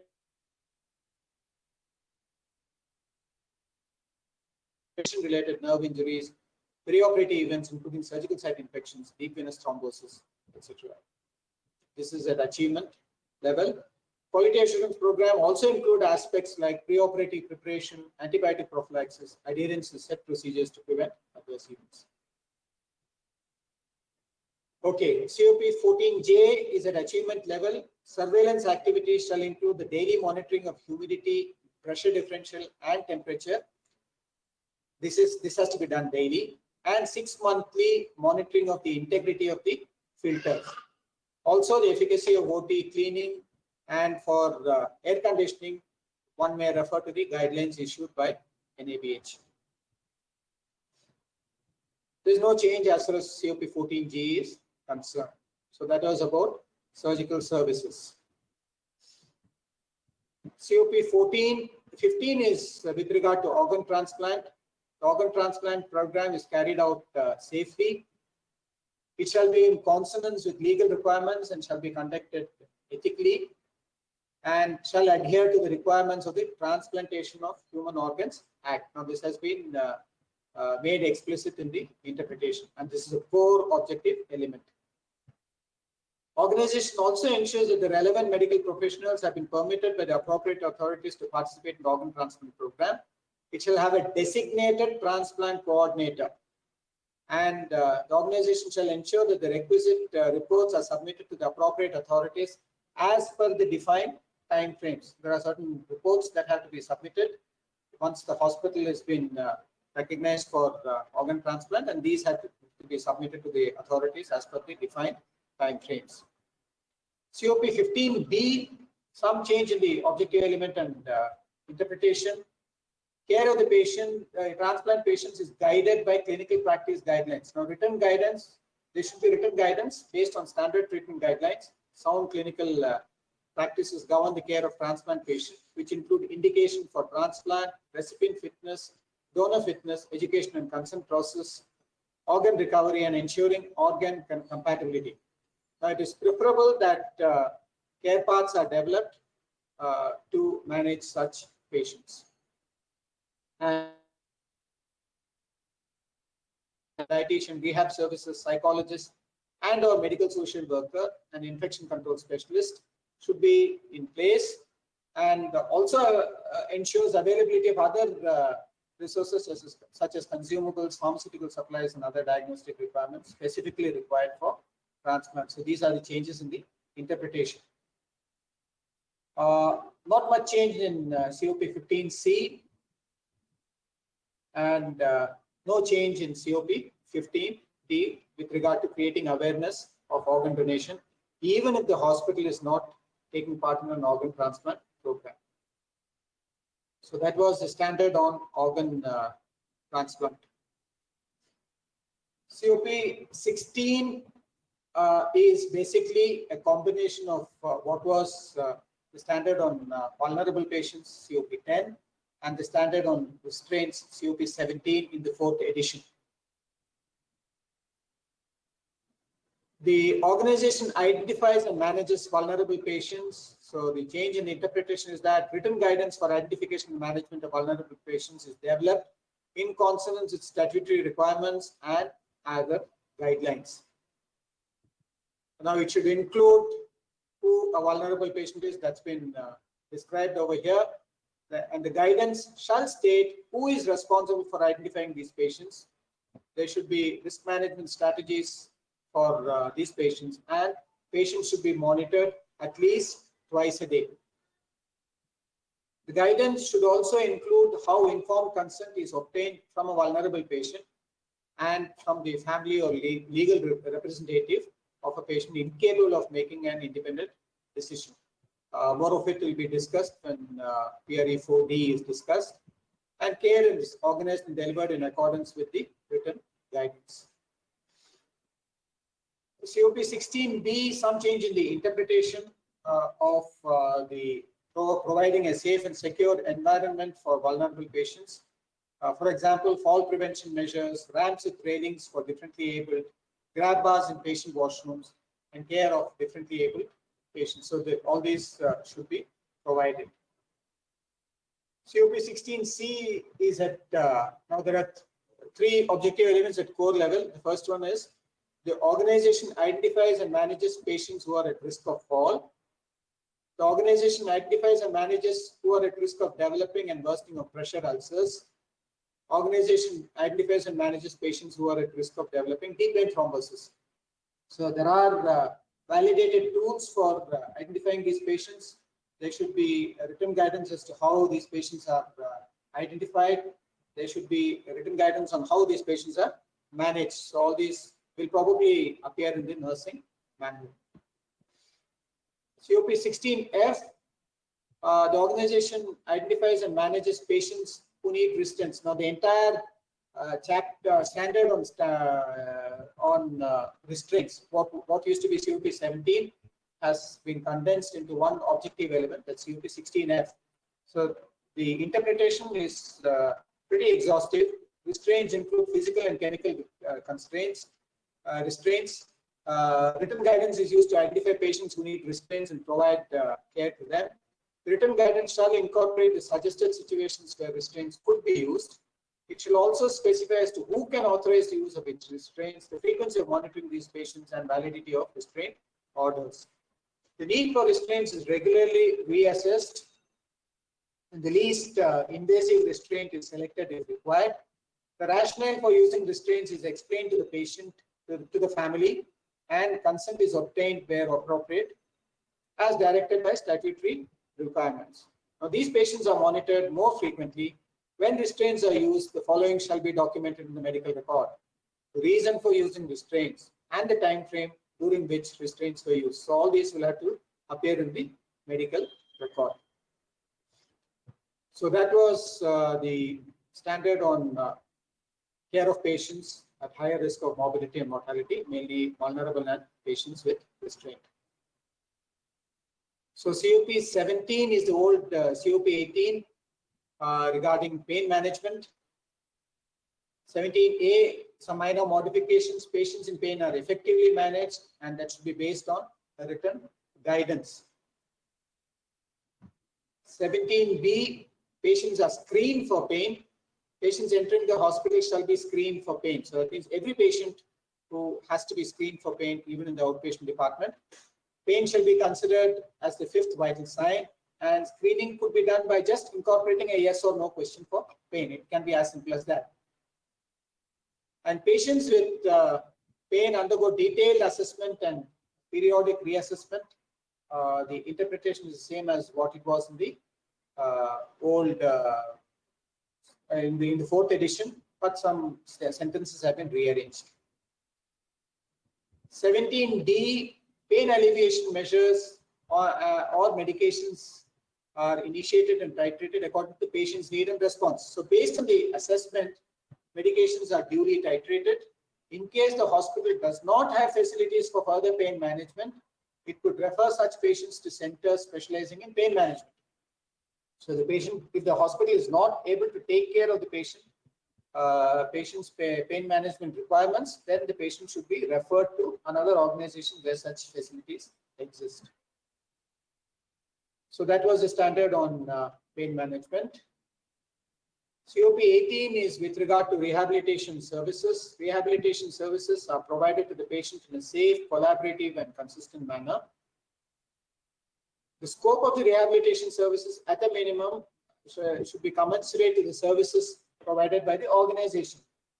Let me explain what this is meant. Now, in case the organization is providing neurological services, it should have a neuro rehab service. In case the organization does not have facility for advanced rehabilitation, it should refer its patient to a center with a relevant facility. But the organization should ensure the availability of basic rehabilitation services, and it should be commensurate with its scope of the services. Rehabilitation services are provided in a consistent manner. This is a new objective element at commitment level. Care providers collaboratively plan rehabilitation services. Care providers include treating doctor, rehab therapist, and other. There are adequate space and equipment in the rehabilitation area. Space and equipment shall be as per the scope of rehabilitation services. This could be based on guidance from the professional bodies and documented literature. And COP 18E, not much change in the interpretation. The assessments can be done using relevant functional assessment scales, and this shall be done by a qualified individual. So the person has to be qualified, the person who is documenting the functional assessment and reassessment. Care is provided adhering to infection control and safety practices. Staff providing rehabilitation must adhere to infection control practices and safety guidelines defined by the organization.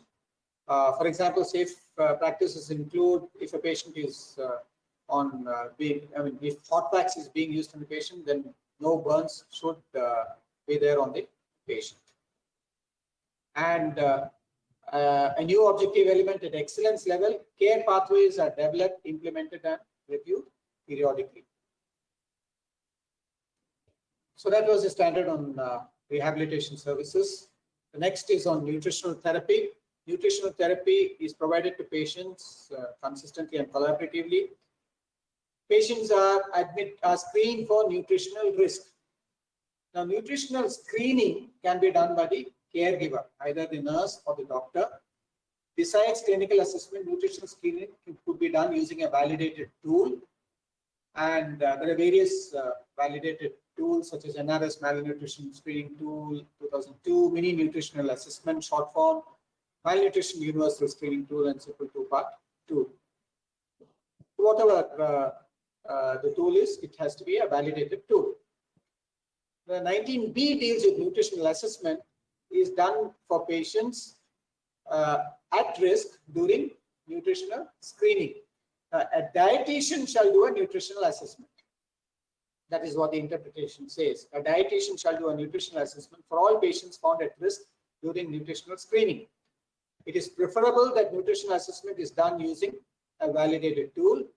The assessment shall include, at a minimum, planning, preparation, and distribution of diet to the patient. The therapeutic diet is planned and provided collaboratively. The nutritional assessment should result in the formulation of a therapeutic diet. The dietitian shall ensure that this is planned in consultation with the treating doctor. After taking into consideration the patient's food allergies, food habits, likes and dislikes, and the process ensures that the patient receives food as per the diet order. Now, this is the important bit that has been added. 19D is an extension of what I just said. Patients receive food according to the written order on the for the diet. Patients receive food according to their clinical needs. Written order could be either normal or therapeutic diet. Order shall be written in a uniform location in the medical record. Normal diet is provided to patients who are found to be at no risk during nutritional screening. In case of a therapeutic diet, dietitian shall prepare this in the form of a diet sheet and patients shall receive food accordingly. Examples of therapeutic diets include diabetic diet, high protein diet, total parental nutrition, etc. And when family provides food, they are educated on the patient's diet limitations. The dietitian or the nurse shall ensure that education is done during planning, and when family provides food, the dietitian shall monitor compliance to the prescribed diet. This is to ensure the diet is given as per the order. Right, so we come to the last standard, which is on end-of-life care. The modification, I think, is the hyphen between end and off and life. End-of-life care is provided in a compassionate and considerate manner. End-of-life care is provided in a consistent manner, so that means there has to be a written guidance for end-of-life care, and that has to be based on good practices and also in accordance with the law of the land. A multi-professional approach is used to provide end-of-life care. This should include all the healthcare personnel who are involved in the care of this patient, doctors, nurses, physiotherapists, pharmacists, whoever, and should preferably be headed by somebody who's trained in palliative medicine, but then that's not a must. COP20C, end-of-life care is in consonance with legal requirements. Decisions like do not resuscitate, do not intubate, allow natural death, etc., shall be only as per the statutory laws and within the guidelines framed by the legal system.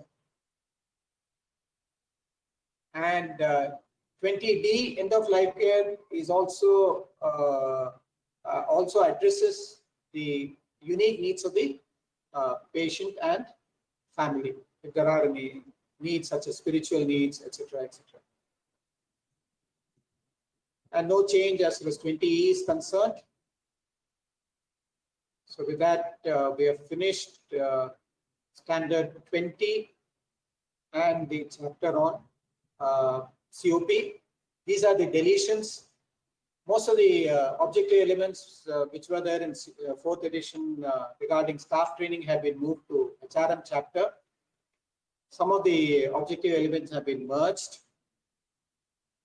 Some have been moved to ROM, and COP10 and COP17 have been merged to COP16. Some objective elements are implied in the other objective elements. So all these objective elements have been deleted. So to wrap up, 20 standards, 142 objective elements, of which 13 are core objective elements, 112 at commitment level, 12 at achievement level, and 5 at excellence level. And these are the core objective elements. Right. Thank you. I'm not sure if you're permitted to ask questions now.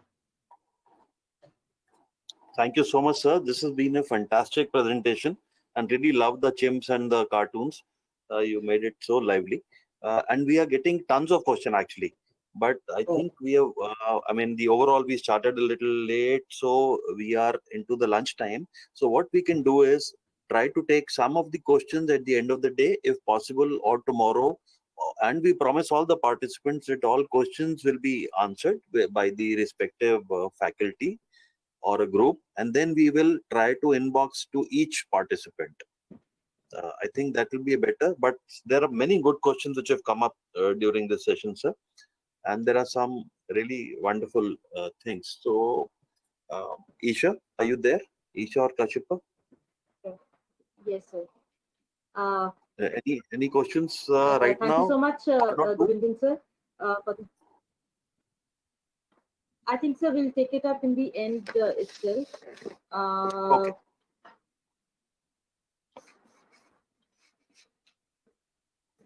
So we break for lunch, and we request all the participants to join back sharp at 2 o'clock. Then we'll be taking up our next chapter on MOM. Thank you so much. Right. So those who don't need to log out can just remain logged in for this break, or try joining a little before 2. Otherwise, we'll not be able to start at 2.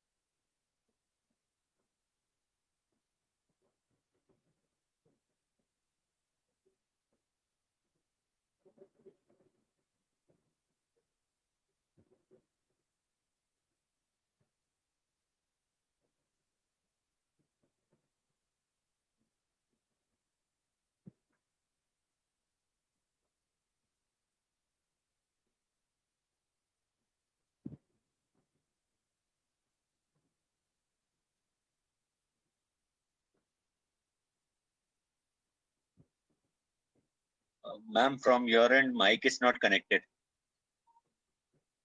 Next is your turn after lunch, ma'am. But from my I'll admin, do it, but it is I'll do it okay. after Yes, lunch. yes, yes, ma'am. Now it is audible. Yes, yes. Okay, ma'am. Okay, bye.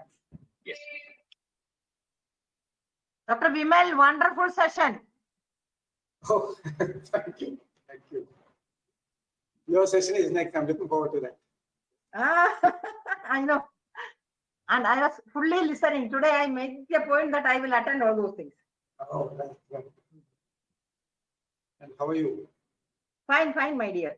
Very busy. Very busy means very busy. I see. Right. Okay, so I'll see you in the afternoon. I Yes.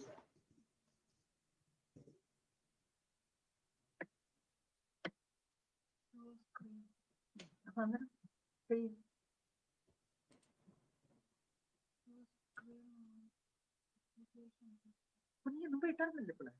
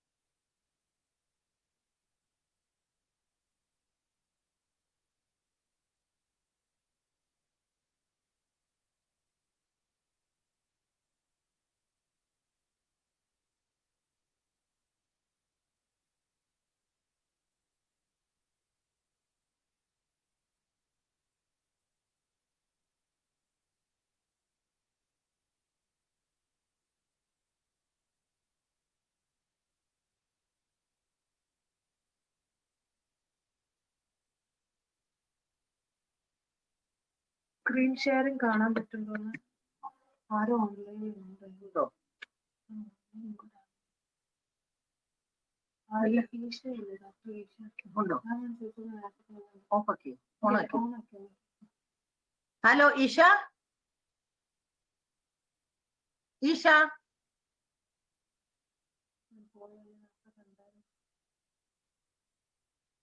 Isha.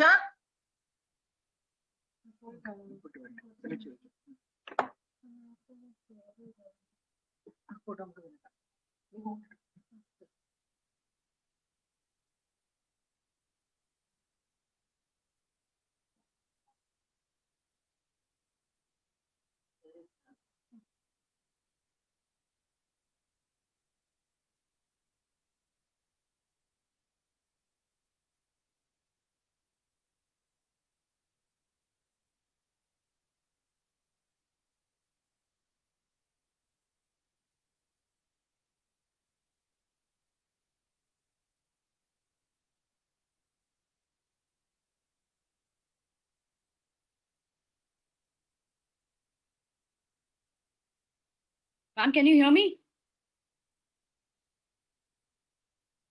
I can't hear you. Okay, can you hear me? Yes, now I can. Okay, but can you see my can you see my screen also? Yes, I can see your screen. Okay. Just to check. Am I audible? Am Yes, I audible? beta. Yes, beta. Yes. Okay. And am I visible? No. No, you are not visible. No, my camera is having some issues. Otherwise. You are not visible, but you are audible. Okay. Okay, beta.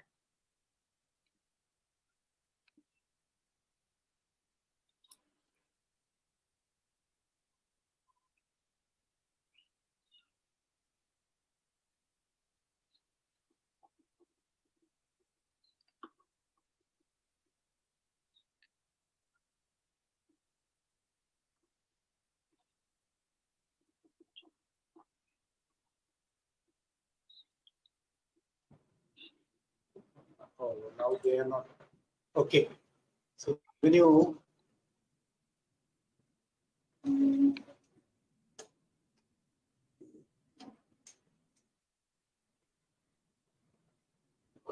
are you with me, Maggie? Hello. Okay. See on the right side you have that. See right now you can see Madam Gracie, isn't it? Okay. So this one.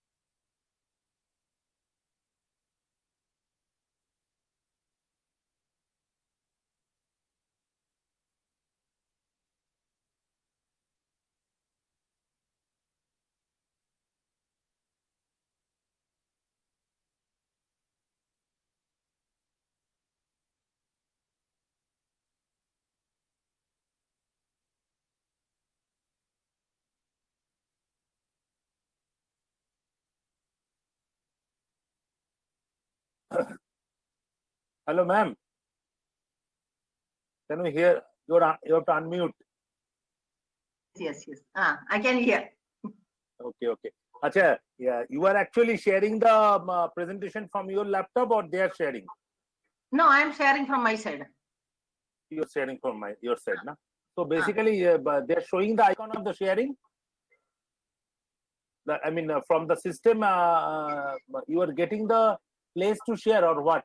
I don't know. I don't know. If you ask me, I'm not that computer savvy like you. You know me. I know that, help but me. okay, but I'm not being able to find out that sharing part. That's why I'm thinking. Okay, my secretary now, she did this, but now you can see my screen now. I can see your screen very well. So it is done by my secretary. So I don't know. It means there is something. Secretary is nearby. Secretary is nearby. No, she is just gone for lunch. I'll call her. Okay. Just wait for 5 minutes, sir. Otherwise, you can just tell her to give me a call, or maybe send me SMS. I'll just come to know. Sure.